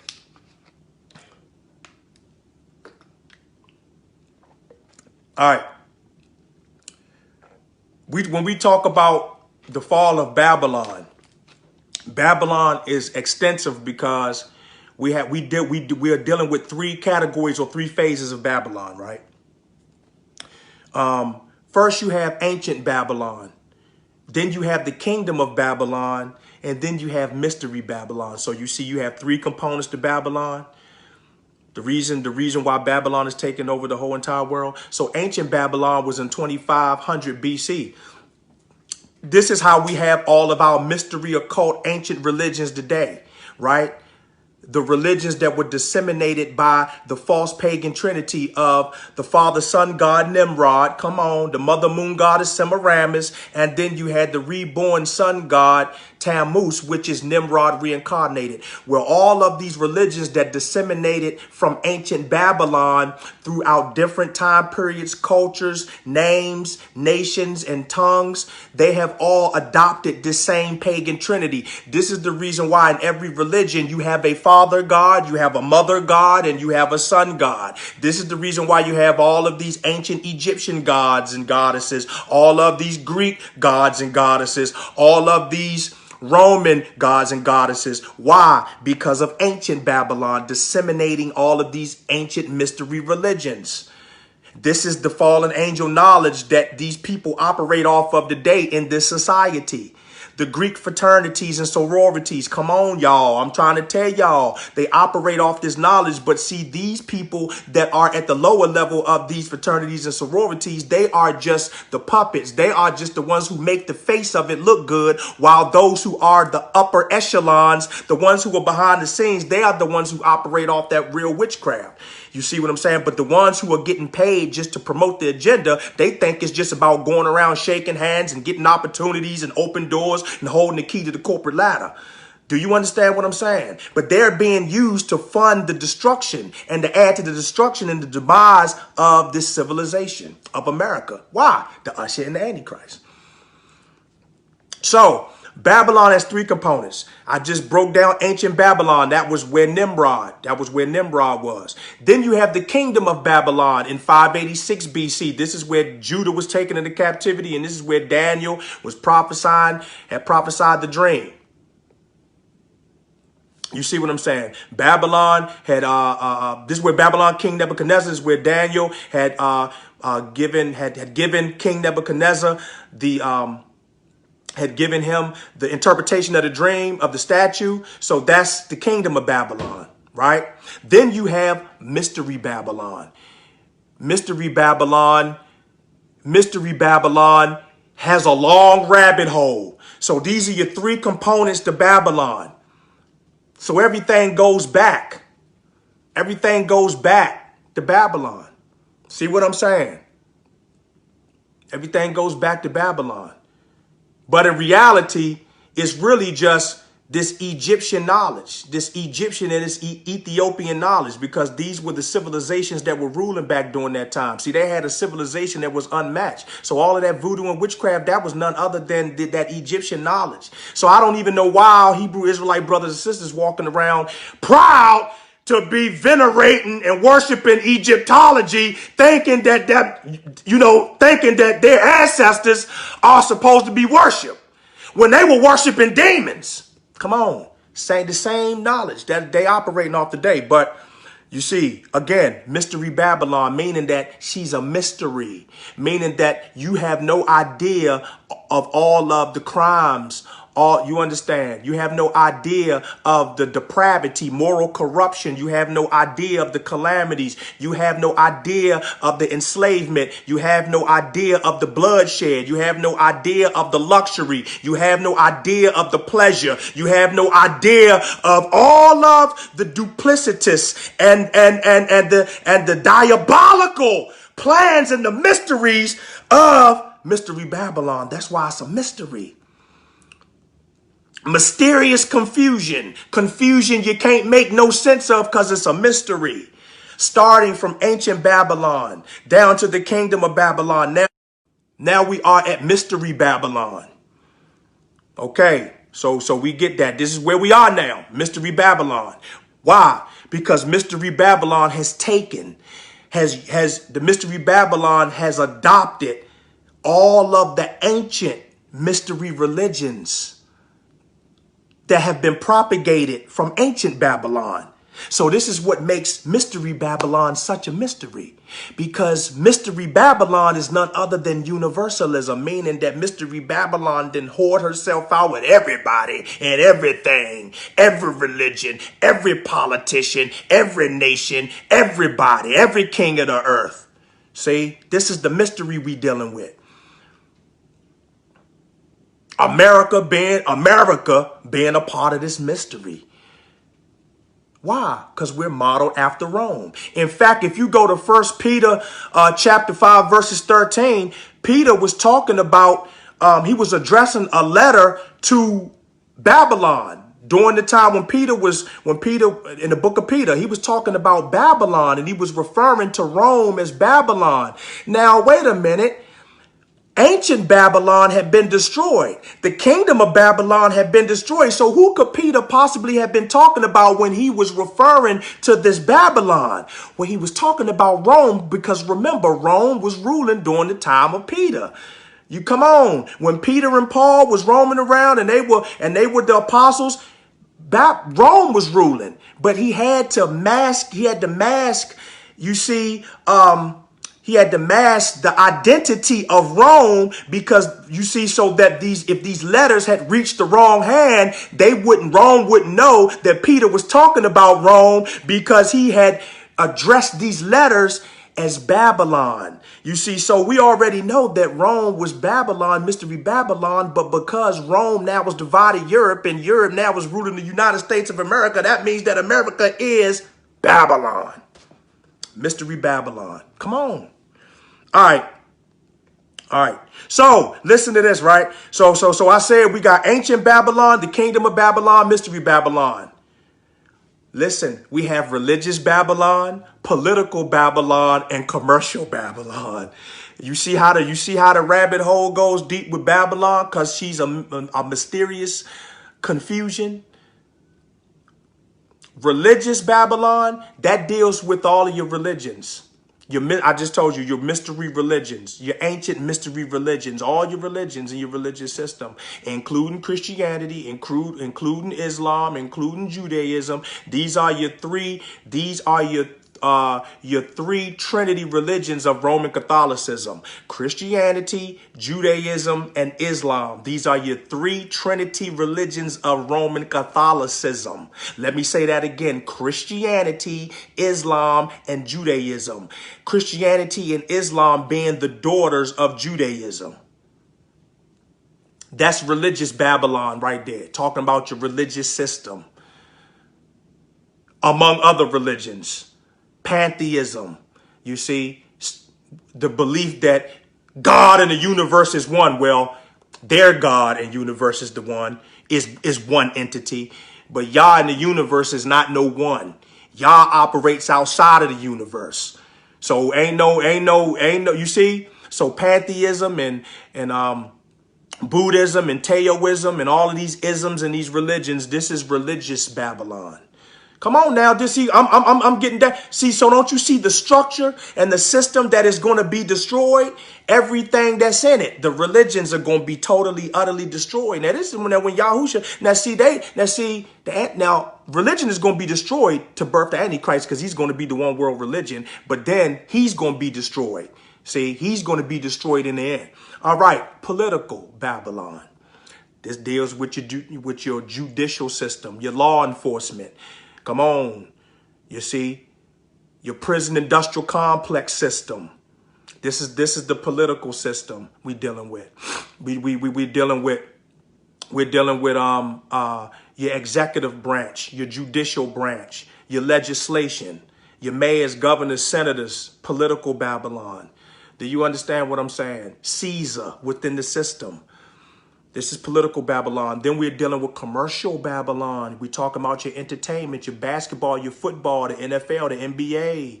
We're talking about Lil Wayne. We're talking about Beyonce and Jay-Z. We're talking about all of your entertainers and your sports figures. Yeah, your models and your models, your actors and your actresses. That's commercial Babylon. We're talking about the alcohol, the drugs, the guns, the porn. This is commercial Babylon. Come on, we're talking about fashion, the clothes, the Gucci, the Michael Kors.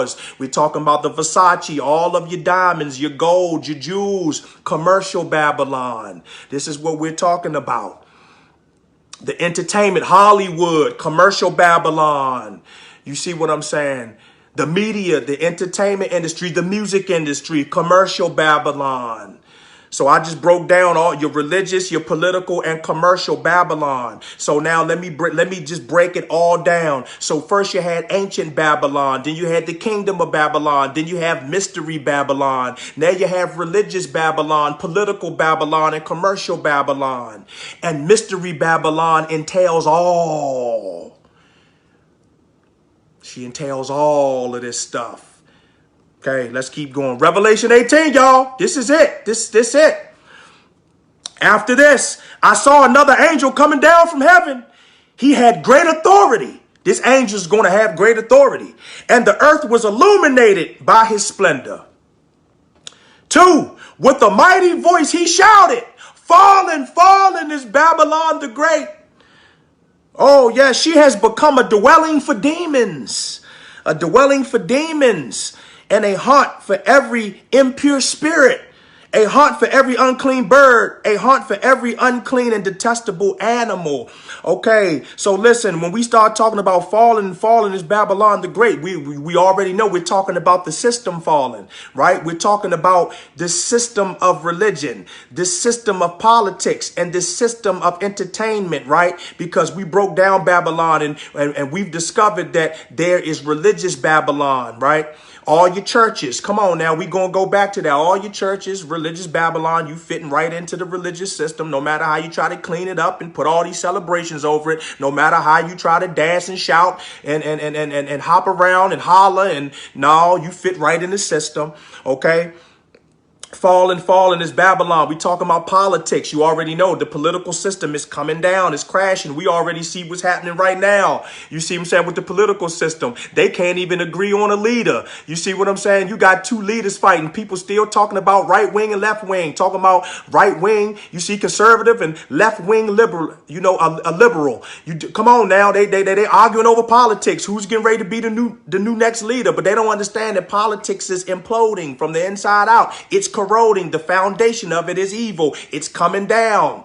You see what I'm saying? This is the reason why now all you see these Proud Boys and you see what I'm saying? All of these groups. You see all of these extremists, these groups, they went over there and did what they did to the Capitol. How was they able to do all of that? Well, see, Yah's letting us know that it's fallen. The political system of Babylon is fallen. No matter how you look at it, whether it was on purpose or whether it was staged, he's showing us it's fallen. He's showing us that Babylon is fallen. This is what he's showing us in the political system. Let's go back to the religious system. He's showing us that that's fallen. This is the reason why the churches are closing. You see, the word is watered down. People don't want to hear the word in these churches like that anymore. I mean, there's still people there. Why? Because the system of religion still has to be used to usher in, you see what I'm saying, is Antichrist. But in terms of actually getting the real word and getting fed, people are really tuning out slowly but surely. poorly. A lot of these pastors have closed their doors and now they're preaching online now. But the competition is steep. Why? Because they understand that they are up against people on these social media platforms that are preaching this word that is way out there. And so that word they've been preaching is losing its power. Why? Because Babylon is falling. Religious Babylon is falling. Don't you see it? Religious Babylon is falling. Political Babylon is falling. The politics is corrupt. You see what I'm saying? Then you have commercial Babylon. It's falling. You understand? They're not making the money like they used to. It seemed like it, but they're really not. But yet and still, they're making less money, but they're pumping out more entertainment. How in the world is the entertainment business, the music industry and the movie industry? How are they losing millions and millions of dollars, but yet and still they're pumping out movies and they still pumping out music and they still pumping out videos? Why are they still doing that? Why? Because they're letting you know it was never about the money. It was about the souls of men. We don't care about the money. We print the money. In fact, we're going to use this economical system to implode. We're going to use y'all to implode this system. We're going to implode it on purpose. So it ain't about the money. See, they got all the money in the world to pay these entertainers until they done with them, until they done using them. And then guess what? There's a payment. There's a payment. Their time is coming. Ain't no sense in looking at these entertainers on Instagram and Facebook. You see what I'm saying? Don't look at them like they doing something. Don't get jealous because they in their Ferraris, Lamborghinis, and their mansions holding stacks of money. And you see what I'm saying? Wearing diamond and jewels. They're just being used. These are the puppets right now. You see, come on. They just being used until this system is fully implemented. And then they're going to be done with. Why? Because Satan is going to require blood. Come on, that's why I say you got to look beyond this thing. This commercial Babylon now, it's falling, it's going down. You see, SoundScan ain't making no money. This is the reason why they on iTunes. They on these social media platforms and these streaming platforms. Why? Because the music industry ain't making money like it once was, but yet they still pumping out music. Why? Because they got to keep everybody entertained. So they never see Babylon is falling. Come on. See what I'm saying? So fallen is Babylon the Great. She has become a dwelling for demons. Come on now, these Baal temples. A lot of these pastors in these religious temples, right? They have become a haunt for demons now. You know why? Because their defenses are down. Why are their defenses down? Their defenses are down because they're not preaching from the Spirit, the Holy Spirit anymore. They're preaching from a standpoint of monetary gain. And so they have allowed demons to come in because they're preaching man's tradition and doctrine as opposed to preaching the true word. So now she has become a dwelling for demons. Do you understand? When you got Freemasons on the pulpit preaching, she has become a haunt for demons. This is the reason why the people can't get the true word. Why people still suffering. They still suffering mental confusion, emotional confusion. Why? Because she's become a home for demons, a dwelling for demons. Do you understand what I'm saying? Religion has become a home for demons. These churches have become a home for demons. This is the reason why homosexuality is in the church. She's become a home and a haunt for demons. Come on, do you understand what I'm saying? Pornography use, sexual immorality is high in the church, high in these temples, these Baal temples. Why? Because she's become a haunt for demons, a dwelling for demons. The political system has become a haunt for demons. The commercial Babylon has become a haunt and a home for demons. A haunt for every impure spirit. I told you, sexual immorality. You see, homosexuality, transgenderism. I'm going to say it. That's it, because it is what it is. This is not my word. This is not my word. This is the Most High. The Bible says in Ephesians chapter 5, verse 11, have no fellowship with the unfruitful works of darkness, but rather expose them. So this is what we got to do. See, here it is, right? It's the lack of exposing that has caused us to walk around confused, walk around anxious, walking around fearful, walking around weak, walking around can't move, can't do anything, come on. Why? We spiritually dead. We walking around, flesh is on 1,000,000, feeding our flesh. Flesh is on 1,000,000,000, but our spiritual lives is on 0%. He doesn't reside in temples made by human hands. That's right. Acts chapter 7, verses 48, I believe. That's right. He doesn't dwell. Why? Because he dwells in us. We are the temple. He dwells in us. So here we go. Here we go. Here we go. She has become a dwelling for demons and a haunt for every impure spirit, a haunt for every unclean bird, a haunt for every unclean and detestable animal. You see what I'm saying? Babylon has become a haunt for every unclean bird and a haunt for every unclean, detestable animal. Every detestable animal. I'm going to take that to say a haunt. So Babylon has become a haunt for every unclean and detestable animal. Could we be talking about the mass influx of pork and all of this seafood, the very detestable animals that Yah said not to eat? This is the reason why they pushing on, come on, look on commercial Babylon, look on TV. They steadily pushing burgers with bacon and cheese. See, the hamburger and the cheese flop down on all this bacon. Detestable animals, stuff that the Most High said don't eat. You see, all you can eat shrimp, all you can eat crab legs, all of this stuff. She's become a haunt for pushing in this stuff. Pushing in all of the luxuries and the pleasure of Babylon, all of the detestable animals, all of the detestable pleasures and the luxury that Babylon has propagated. This is what I'm saying. This is what has happened. Okay, three. For all the nations have drunk the maddening wine of her adulteries. All the nations, right? We talking about all the nations around the world and within the United Nations. This is the reason why the United Nations is a conglomerate of all of these nations except for two. And that's the Holy See, and that is Palestine. Well, because Palestine, they still over there fighting with the Israelis, and Palestine, they have no intentions of allowing Palestine to be a part of the UN anyway. Why? Because they gonna be destroyed. Come on. So they ain't gonna. So you see how? And the Holy See needs to be apart from the UN because they're the ones that's working right along. So they can't be a part of the UN. They have to operate separately. See what I'm saying? So for all the nations have drunk the maddening wine of her adultery. So what we talking about? Maddening wine. We're talking about doctrine. I told you the wine. We're talking about ideology, the philosophy. We're talking about the religions, the doctrine, the false doctrine. All these nations have drunk all of these religions and all of the man-made traditions and doctrines, philosophies, all of the ancient mystery philosophies, science and math mixed in with religion. Evolution. See, for all the nations have drunk the maddening wine of her adulteries. You see what I'm saying? The adulteries with these other gods, with these pagan nations. This is what the kings of the earth committed adultery with her. The kings of the earth committed adultery with her, and the merchants of the earth grew rich from her excessive luxuries. Don't you know that the United States of America is one of the biggest exporters and importers of alcohol, drugs, guns, pornography, anything you could think of? Come on now. X-rated movies, abortion, witchcraft.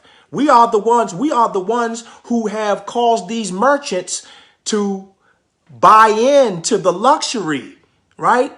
We are the ones who have fed these other nations and these other countries these luxuries. In fact, the kings of the earth have bought into the luxury of America while starving out the masses in their countries. So these kings of these other nations have worked right along with America. Why? To starve out their countries while these kings have grew rich from the luxuries of the pleasures of Mystery Babylon.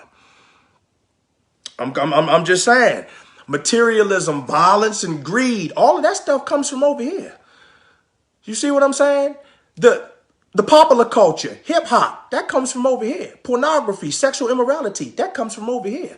Witchcraft, we one of the only nations over here that worship every god under the sun. That's over here.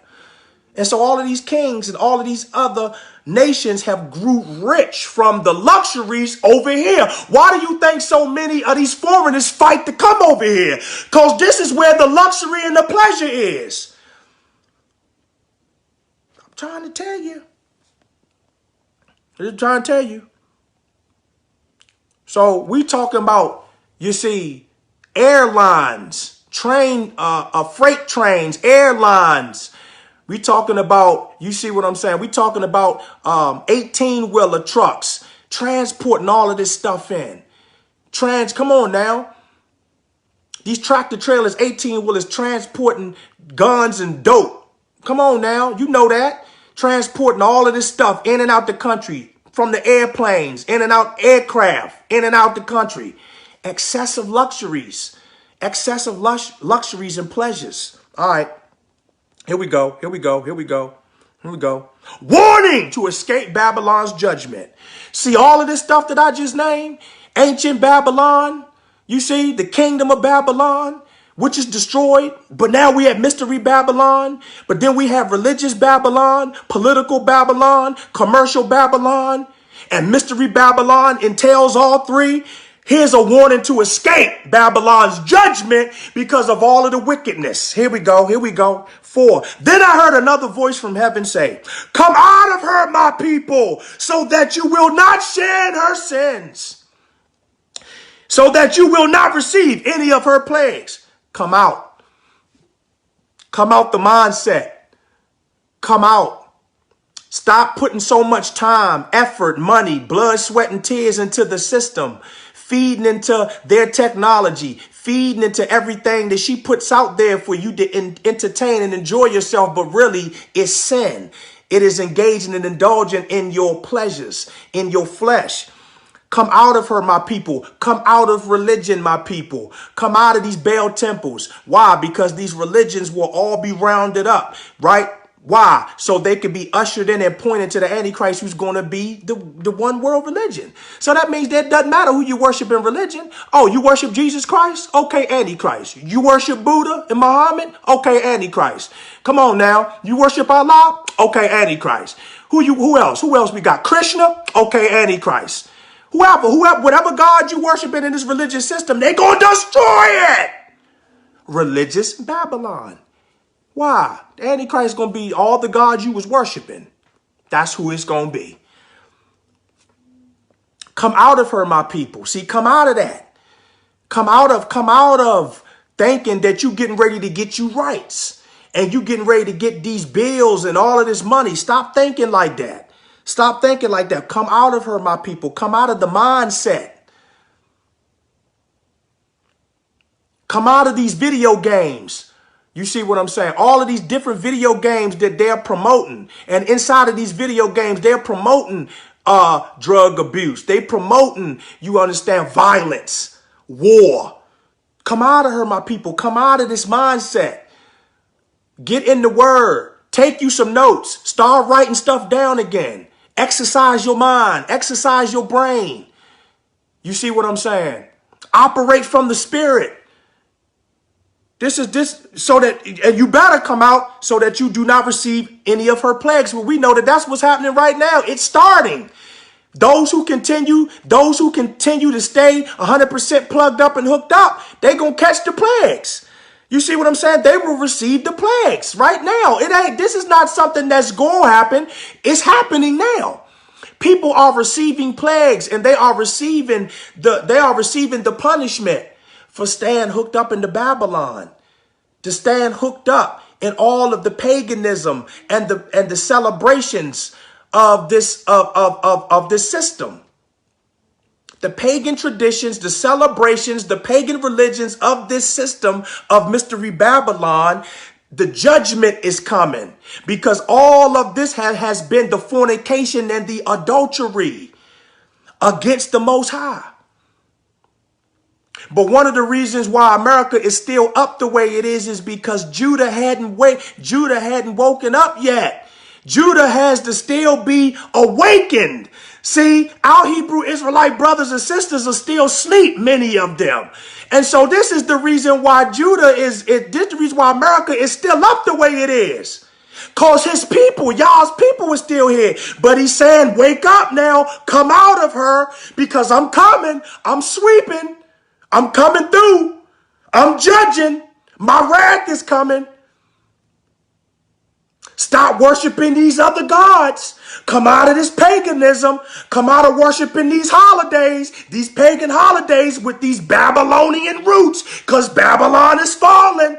And if you want to continue to stay hooked up with Babylon and her ways, the plagues are coming. You're going to catch your plagues. Come out of her, my people. Come out of Christmas. Come on, come out of Halloween. Come out of Thanksgiving. Come out of Christmas. Come out of Valentine's Day. Come out of New Year's. Come out of 4th of July. Come out of these pagan roots.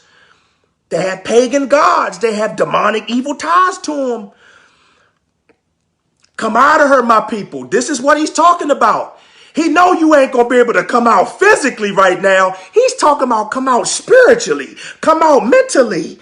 Come out of her, my people, so that you do not share in her sins. Every time you get hooked up into religion, you're being caught up into the sins of this religious system.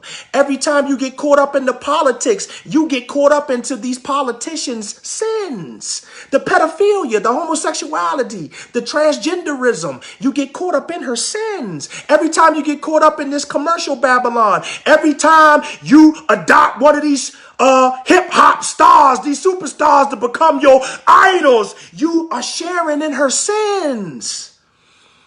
Because these entertainers, what do? They practice, they fornicate, they practice, you see, sexual immorality, drug abuse, alcoholism, come on, pedophilia, homosexuality. Come out of her, my people, so you do not share in her sins. So you don't share in her sins. This is what the scripture means by come out of her, my people. Come out of her. Who's her? Babylon. Mystery Babylon. Come out of her. Come out of this mysterious confusion. Because the root word to Babylon is Babel. Confusion. Come out of it. Mysterious confusion, meaning confusion you cannot decipher. Confusion you can't make sense of. Confusion you don't understand. This is the reason why y'all said come out of her. Because you don't understand what you're in. You don't understand the sins you're sharing. You're sharing sins with her. You're sharing her sins. So come out of her so that you do not catch and receive any of the plagues.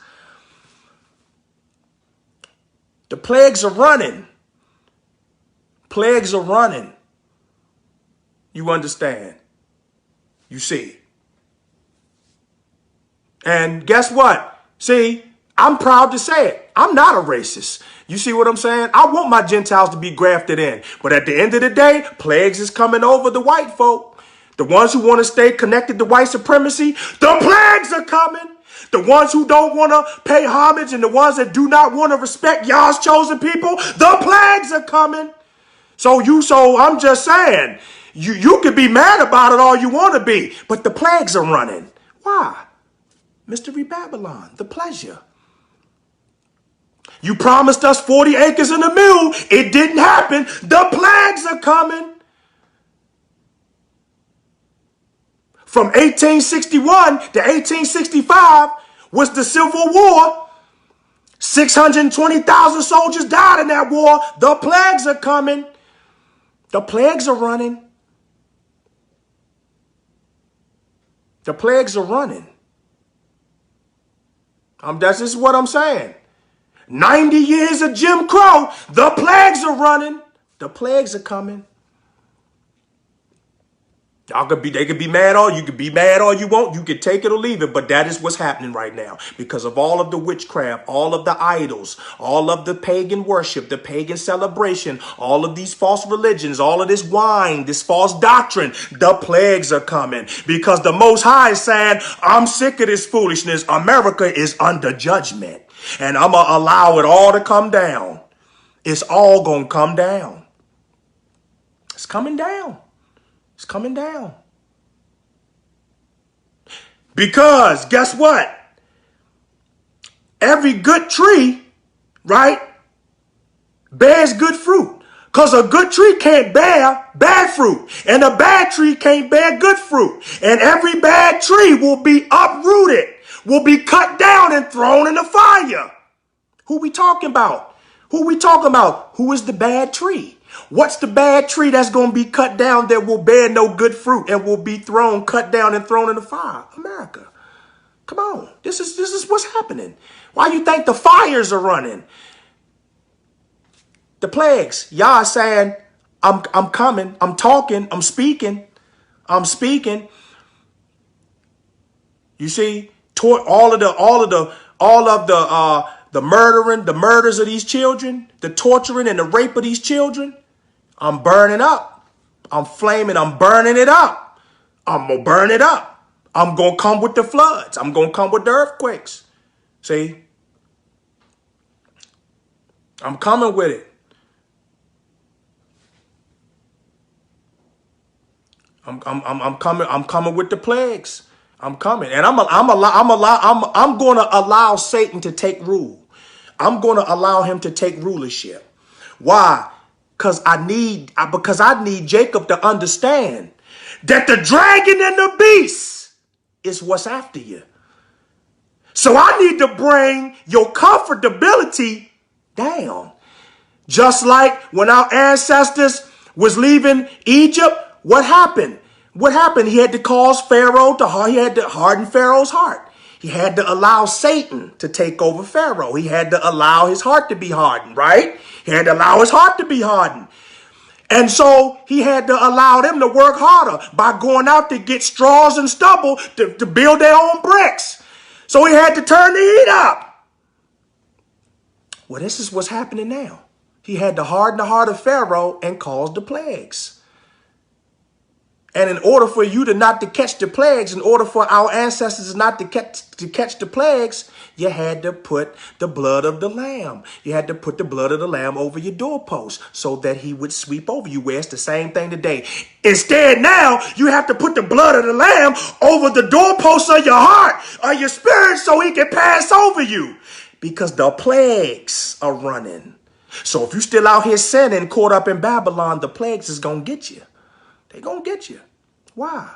Because he has allowed Pharaoh to harden his heart because we are in spiritual Egypt. We are in spiritual Egypt. So he is hard. The Pharaoh's heart is hardening. And so that means that the comfort level has to decline. The comfort level has to wane so that the hardship can intensify.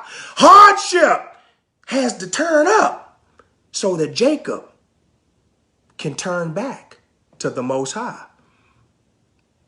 Trouble is coming. Because people not going to learn from this COVID experience. They're not going to learn from this. You can see that already. People already, they ready to go right back to the same thing that they used to do. And the Most High is saying, no, sir. No, ma'am. No, ma'am.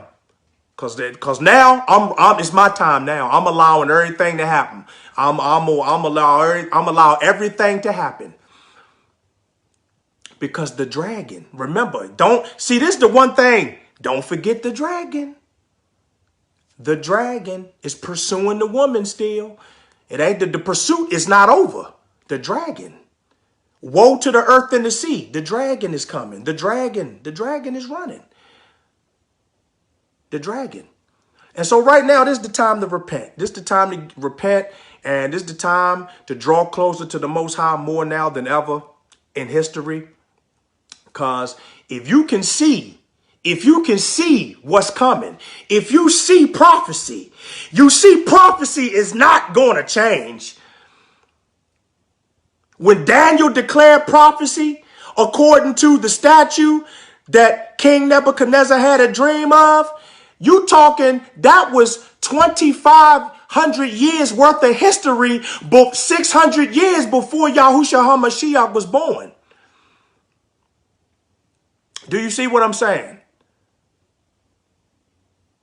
25, you talking about Daniel. In the book of Daniel, he had already declared 2,500 years worth of history, 600 years before our Messiah came. That prophecy didn't change. That prophecy is not going to change. It doesn't matter what's happening. This is the reason why Yah says do not pay attention to what's happening. Keep your eyes on me, because I'm the one that orchestrated this prophecy. So don't pay attention to what's happening.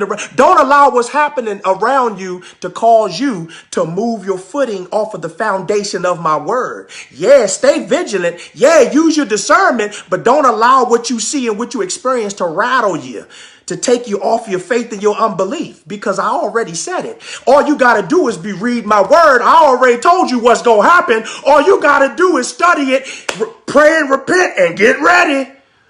That's all. But see, the problem is that Judah is not, much of Judah is not doing that. We still turn it up. We still turn it up.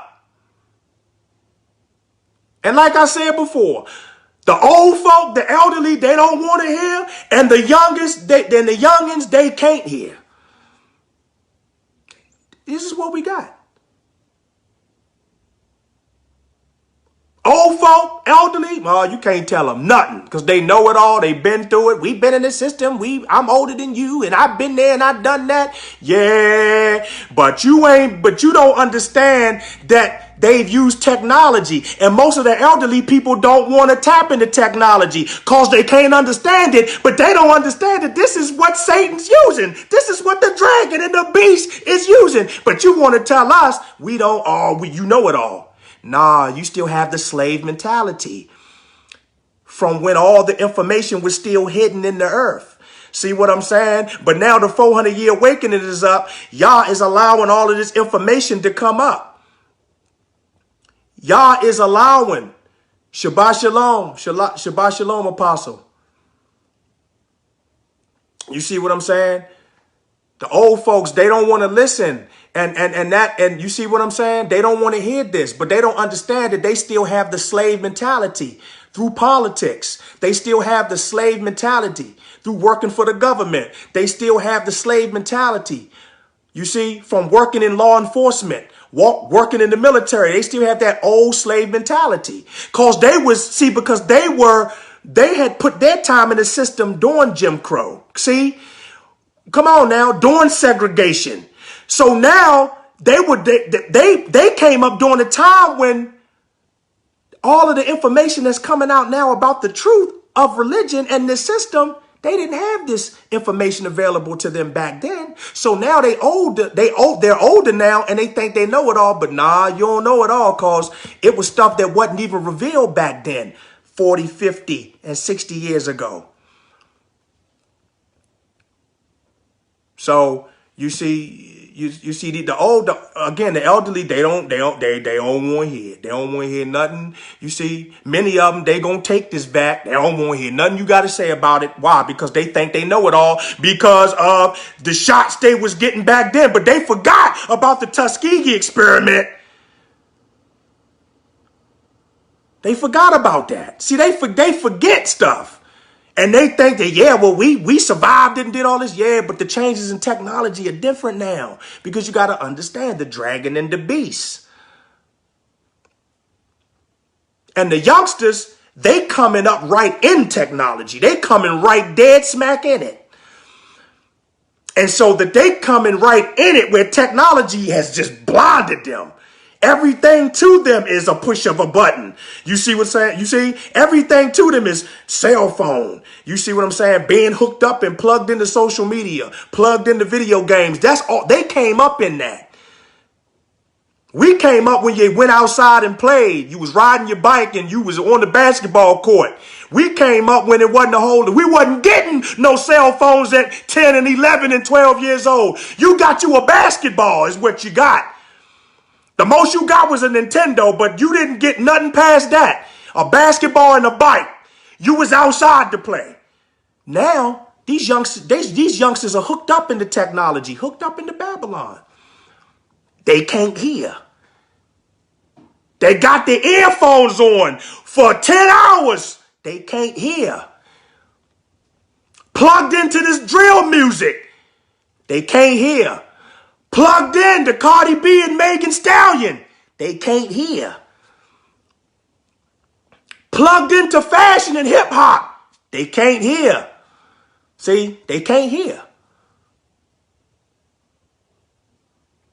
though. You see, they can't hear. So now the war is on them. This the reason why now, for us as parents, we need to be teaching our children His word. See, it wasn't like when we came up. See, I'm an 80s baby. See, we were lied to, you see, because the information wasn't available back then. We were lied to. We were told Santa Claus and Easter Bunny and all of these pagan traditions. So you see, thank Yah that He woke us up. You see what I'm saying? But the ones coming up, if we don't teach them this word, they won't know it. They getting ready to go right into the hands of the New World Order. They gonna take the mark because they're already being taught and fed witchcraft. They're already being taught and fed this system and this technology in this system. They gonna run right into the mark and they gonna take it because to them, it's gonna be offered to them and it is going to be projected to them and promoted to them as something that is cool, as something that, you see what I'm saying, is convenient. And they won't even know that they'll be taking the mark, but it'll be our fault because we ain't teaching them this word. This is what we got to do. This is why I say, well, see, with the old folk, y'all just got to do something with them. Because most of them, they don't have ears to hear this anyway. They think they know it all because they've been in their Freemasonry and their fraternities and they got degrees. And you see, they retired from the police department and law enforcement and the justice department. Come on.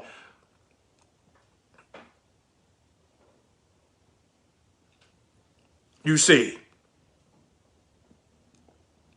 what I'm saying? So, you know, this is what we have. Okay, my battery is coming to an end almost, just about is dying because you know I'm on this joint. The spirit is running. Should we, Shalom, I keep hearing we should leave America and go to Africa. Can you touch on this when you have time? Okay. Yes. Yeah, I'm going to touch on that. And I have scripture for that, by the way.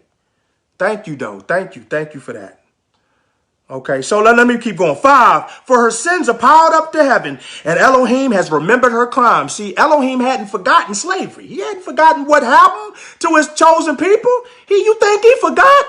The blood is on America's hands. No, he ain't forgot that. See, he ain't forgotten what happened during the transatlantic slave trade. He didn't forget that. No, he didn't forget. No, he didn't forget what happened during Civil War. He didn't forget what happened during Reconstruction, Jim Crow. He didn't forget that. No, he didn't forget that. All right. So listen, 6, give back to her as she has given. Pay her back double for what she has done. Pour her a double portion from her own cup. So that same cup that she's been drinking out of, where she has been consuming pleasure and luxury, will give her a double portion of wrath and destruction out of that same cup. Yes, right. That's it. You've been drinking your luxuries and your desires and your pleasures and your passions out your cup. Well, guess what? Give her a double portion. Pour her a double portion from her own cup. 7, give her as much torment and grief as the glory and the luxury she gave herself. Come on. All the money that she's done made, all the blood money, all the drug money, all the money from the murders, all the money from the guns, all the money from the dope, the cocaine, the weed, all the money from the prostitution, all the money from creating these sex farms, using children and women as sex slaves. Yeah, give her as much torment and grief as the glory and luxury she gave herself. That's right. You was living mighty luxurious. Now you gonna get this torment. In her heart, she boasts, I sit enthroned as queen. I am not a widow. I will never mourn. See, well, you know, this system, America really boasts. America boasts. She boasts. She sits as queen. This whole Babylonian system sits as queen. See, because we got to understand something. Babylon entails the system. She sits as queen. The religion, she thinks she sits as queen. This Babylonian system, the politics, she thinks she sits as queen. The commercialism, she thinks she sits as queen. You see what I'm saying? Why? Because she has been the greatest or one of the largest, if not the largest merchandiser of all the luxuries and pleasures of the earth. So she sits as queen and she sit enthroned as queen. I am not a widow. I will never mourn. Why? Because she thinks she has all the technology, all the money, all of the resources, all of the goods. She thinks that she can cause she thinks she gonna sit as queen. You see what I'm saying? Because I told you, America is used right now to fund the plans. You see what I'm saying? Of the United Nations. And this is how this one world goal or this one world order is going to come to play. So all they doing is draining. The United States of America, draining, they draining. But this is all a part of their plan. Why? Because they already know that, you see, they going to turn this into, all it's going to do is merge in to the United Nations. We're already really a part of them right now, but we're being used separately. See what I'm saying? Because they have to cause all of the conditions that are conducive enough for them to roll out everything. It ain't happened yet. See, that's Revelation 17. You see, where it talks about that, you see what I'm saying? The woman is riding the back of this beast, but then there's going to come a time where this beast will have nothing to do with this woman, and they will burn her. Why? Because and then after everything is set up, these 10 kings will give their authority to the beast, meaning that after everything is destroyed, why? Because they would have had their system set up. They would have had this system set up. What system? The one world system, the United Nations, the one world system. After they destroy religion, they won't need the Catholic Church no more. Universalism. She holds all the religions and the Christian churches and the denomination to the Christian church. Well, they won't need her no more. Burn her up. Blow her up. And these 10 European kings will hand over the authority to the Antichrist, and they will rule with the Antichrist for 1 hour, and then they will give the authority away, and then he will have all the authority. See, so we talking about what we talking about? We talking about this beast, this system holding up this church. See, right now this system is holding up this woman. See what I'm saying? But this woman is going to be destroyed. Why? Because a new system is going to come in, and that new system is going to be the one world system. So you see how this beast is the superpower, which is the Antichrist, the political power, which is the Antichrist, the kingdom, which is the one world kingdom, and a nation, which is the one world kingdom, the one world nation. So this beast entails the one world. So God, we won't need no America at this point. We won't need no church. What we gonna need? What we gonna need with the Catholic Church, with these Baptist churches, with these churches, the Pentecostal, the Lutheran, the Episcopal, the church. What we gonna need with all these churches? We don't need them no more because we got, come on. This is what it is. And we living that now and nobody talking about it. All right. Hey, therefore, in one day, her plagues will overtake her. Come on. In one day, her plagues will overtake her. Death, mourning, and famine. She will be consumed by fire. For mighty is YAHUAH, Elohim, who judges her. Therefore, in one day, her plagues will overtake her. So that means in one day, that means that you can go to sleep one night and wake up the next morning and destruction. Plagues and famine, everything is going to overtake. That's what's getting ready to happen. That is what is on the way of happening. They still have things they doing, but this is the direction it's going in. All they need is the agreement. They need the people to keep agreeing with their stuff.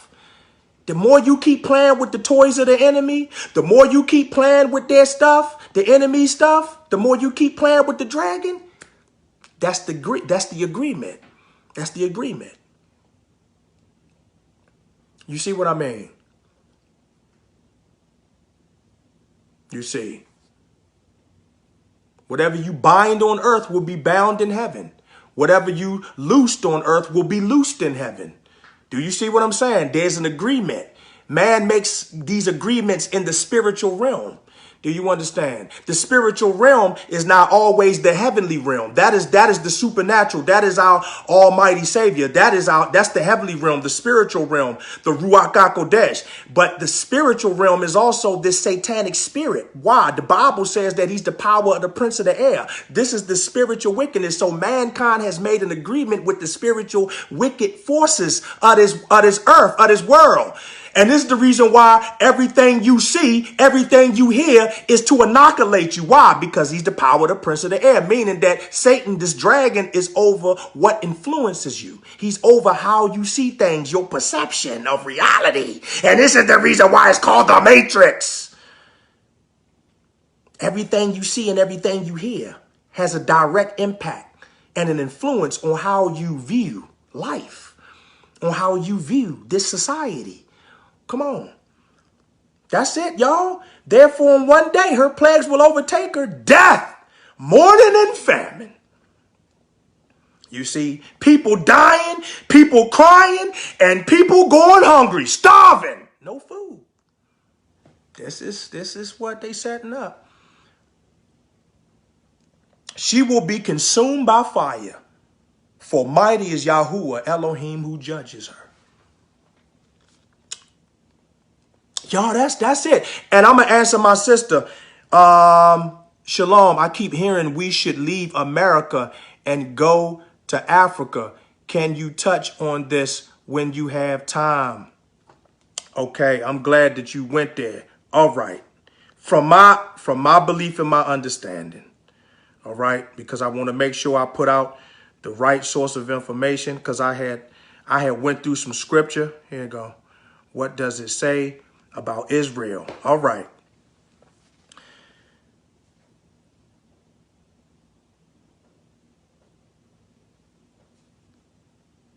All right.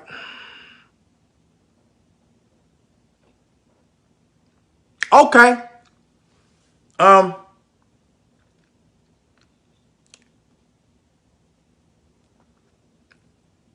Joel, let's go to Joel.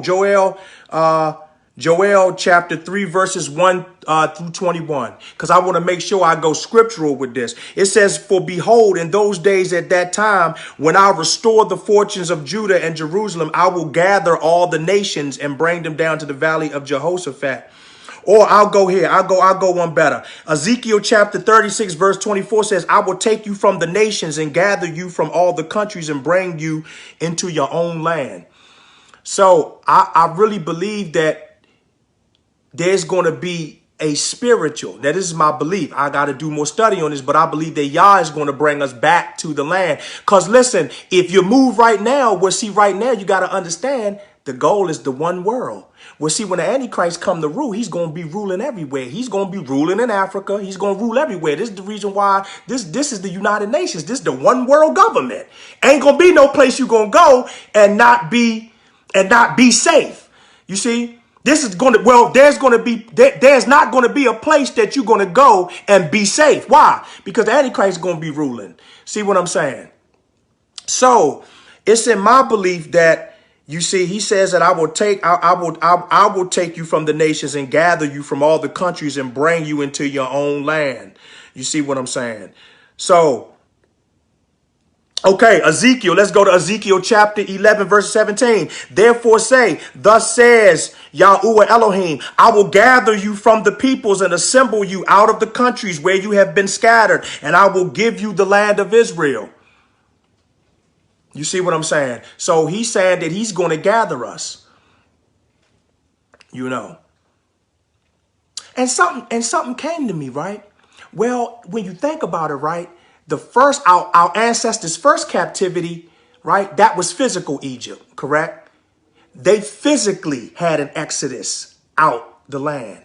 Well, now we're in spiritual Egypt. So that must mean a spiritual exodus. They had a physical exodus where everything they was in the Old Testament, right? Everything was their flesh, and it was their flesh, and it was all about physical. Now it's spiritual. This is spiritual Egypt. So the exodus that must take place now must be a spiritual one. And that's just from that's my interpretation of this. It's going to be, he's going to gather us back.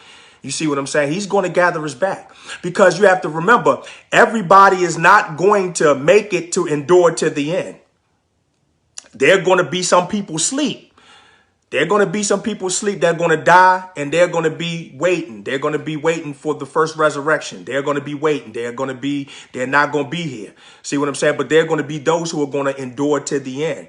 And according to scripture, he is going to gather up. Let me go to scripture. But yes, he says, I will gather you from the peoples and assemble you out of the countries where you have been scattered, and I will give you the land of Israel. You see what I'm saying? So he's going to gather us. See what I'm saying? It's going to be something spiritual that he does. It ain't going to be nothing that we're going to really have to do. Because at this point, everywhere you go, it's going to be something. See, it ain't got bad yet. The Antichrist ain't been revealed yet. I mean, we have been seeing him in a sense of we've been seeing the tactics. We have been seeing all the foolishness that he's been putting out there to get ready to usher him in. See, you got to remember something. Everything that is running right now with the entertainment, the sports, politics, education, all of that's just brewing. All of that is being used. All of that is being used to usher in the Antichrist. They need as much wickedness. They need as much demonic activity to go out in the universe. This is the reason why witchcraft is so heavy. They need all of that. See, they need all of the destruction. They need all of the witchcraft. They need all of that stuff to be surged. They need it so that it can birth. It can birth them. It can birth the destruction. They need all of that. So we already know that things have to still happen yet. The birth pains, it's still some stuff that's got to happen yet. And right now it ain't happened yet. It hadn't happened. You see what I'm saying? And so, yeah. So we're still talking about there's still some things to go before everything get down to its wire. You see what I'm saying? The way I look at it is that you see, right now, you still have the police departments running, the fire department's running, the healthcare system is still halfway running. You still got everything running. The banks right now are still running. Oh no, when this stuff happen and pop off, stuff's gonna be shut down. It's gonna be that for real. It ain't gonna be no money and no going out to restaurants having a good time. It's gonna be utter chaos. The Bible says that over and over again, and it just seems like people just ain't listening to that. They think it's all a game, not understanding that it's one of two things. Either you gonna die before the time, you gonna be asleep, or you gonna endure to the end. Somebody gonna see this tribulation coming. Everybody's not gonna die like they think. Oh, well. And and this is the service of the modern day churches. Is because we have been fed this religion to think that we can live the way we want to live and we under grace, right? Well, grace has been taught wrong through the churches. We've been taught that we've been saved by grace, and that's it. That's the end. And we haven't been taught that, no, you saved by grace, but this is just the beginning. This is just the beginning of your spiritual life right here. This is where you got to start fighting. They don't teach us that. So we have been under the pretense that, oh, we saved under grace, right? And we could go back and be sinning. And then guess what? Before the Antichrist comes, we're going to be raptured up. And that's a lie. That's a lie. Oh, that doctrine was just to keep us sinning, to keep us partying, to keep us running and sinning, so that when calamity and destruction hit and you figured out and you come to figure out we ain't out of here yet, where's the rapture? Then you're going to be fearful, you're going to be weak, and you won't be prepared for persecution, because you would have had this thought, you would have had this false misconception that I was going to be raptured up. Nah, you're going to endure. What you think going to the wilderness is about? I mean, what do you think being protected through this is all about? You see what I'm saying? So, I mean, he is going to gather all of us up and bring us back to the land. It's going to be more of a spiritual exodus than anything. But before that happens, I mean, it's just going to be bad everywhere. Everywhere you go, it's going to be slashing and cutting and bombs and missiles. Because we're talking about the Middle East, China, Russia, the African Arab coalition. We talking about the Antichrist, Gog and Magog, China and Russia. See, we talking about all of these wars. We talking about all of this World War III happening. So, I mean, there's going to be calamities everywhere. Governments are going to be shutting down and collapsing. The economical system's going to be down, collapsing, shutting down, or shut down. Come on. Trucks won't be running. Food is famine. This stuff's coming. It's coming. It just don't look like it right now. It don't look like it, but it's coming. We ain't seen nothing. We ain't seen nothing. You see what I'm saying? The postal service is still running. Trucks are still running. See, we ain't seen nothing yet. We ain't seen nothing. You see. Okay, so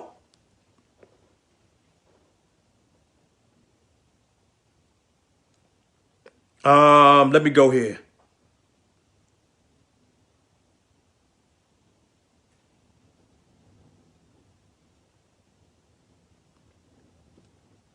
The word of Magog and Gog, because I wanna make sure I go somewhere.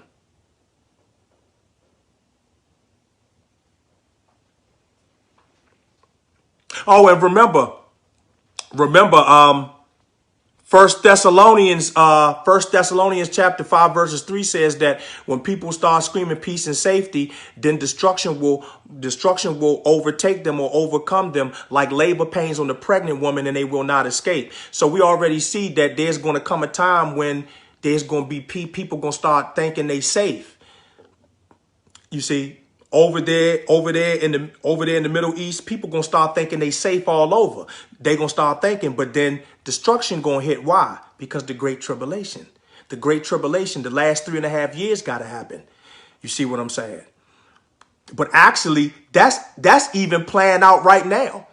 First Thessalonians chapter 5 verses 3 is really actually playing out right now in everybody's every day-to-day lives. Because you got people that think it's all sweet and all that. Next thing you know, they losing their job and losing their homes. See, destruction is already hitting. See what I'm saying? People thinking it's sweet and they gathering together on these pagan holidays, and then whole families are taken out by COVID-19.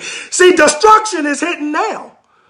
When people think it's peace, safety, oh, we good now, we do all of this stuff. Oh, well, destruction. I'm just saying. So, but this First Thessalonians chapter 5 verses 3 is really going to take place during the 3.5 years of the Great Tribulation period, the 1260 days when the mark is enforced. This is going to be so-called when the mark gets enforced. And the Antichrist sets up the image, right? Give breath to the image for everybody to worship. You see what I'm saying? This image that the false prophet sets up for the beast, you see what I'm saying? It causes it to speak and causes all those who won't worship it, you see what I'm saying, to be killed. Well, we already know that that's the temple, that's the Antichrist. See what I'm saying? This is the reason why people, and you know what? The ones that are going to be fooled, we're going through birth pangs is right now. Oh, yes, Apostle, yes. And we still hadn't even seen nothing yet of the pains. That's right. It's brewing. The birth pains. The contractions of the last day. The contractions. That's what's happening. Everything, the contractions. Something's being birthed. Boom, boom, until it all breaks. I mean, we still got a debt bubble to pop. This 27-30 trillion that's going to keep going up, been going up since 1913. Since the Federal Reserve came into play, the IRS was established. The debt started then. The debt bubble started then, and it just been rising and rising and rising. Why? Because of these Federal Reserve, these bankers, they have used their monopolistic power in these governments around the world to control their currency, starting with the United States. And so these governments have allowed these elites to print their money. And so this is how the system is going to crash. See? So if they got in control of the money, all they got to do is say, okay, no more dollar bills. No more US, no more Swiss franc. No more euros. No more US dollars. Bam, done. You see? That's it. Right. Because they trying to get everybody onto the currency, to that. But they still planning it. They still planning it. Apple Pay. Come on. Paying by your cell phone. All you got to do is, some people already took the chip. You see, in some of these other states, some people, they got videos where people already already got this little chip the size of a grain of rice already implanted in their hand, in their right hand. You see what I'm saying? Scan and opening up the doors to their professions. Come on. See, they already got this stuff. This stuff is already here. This already here. They just pruning everybody for it. So, cause this is the reason why they got to create the conditions. They know that you're not going to agree with it if everything is good. They got to bring it down and bring America to its knees. Make everybody tired, sick. You see? And then Everybody gonna run. Those who have not been storing up in Yah. Those who have not been storing up their faith, storing up their treasures in heaven. Those who have not been relying on the word. They're going to be the ones, because they are not. How you going to jump from being carnal minded and fleshly to now jumping in the spirit overnight? How you going to do that? You can't. That's why he said, don't wait. Don't wait. Do this now, because you got to grow spiritually mature. You got to grow in the spirit. It ain't going to be no, you've been growing up in your flesh and sin been growing up all this time in your life. And you think you just going to jump over spiritually? Nah. So,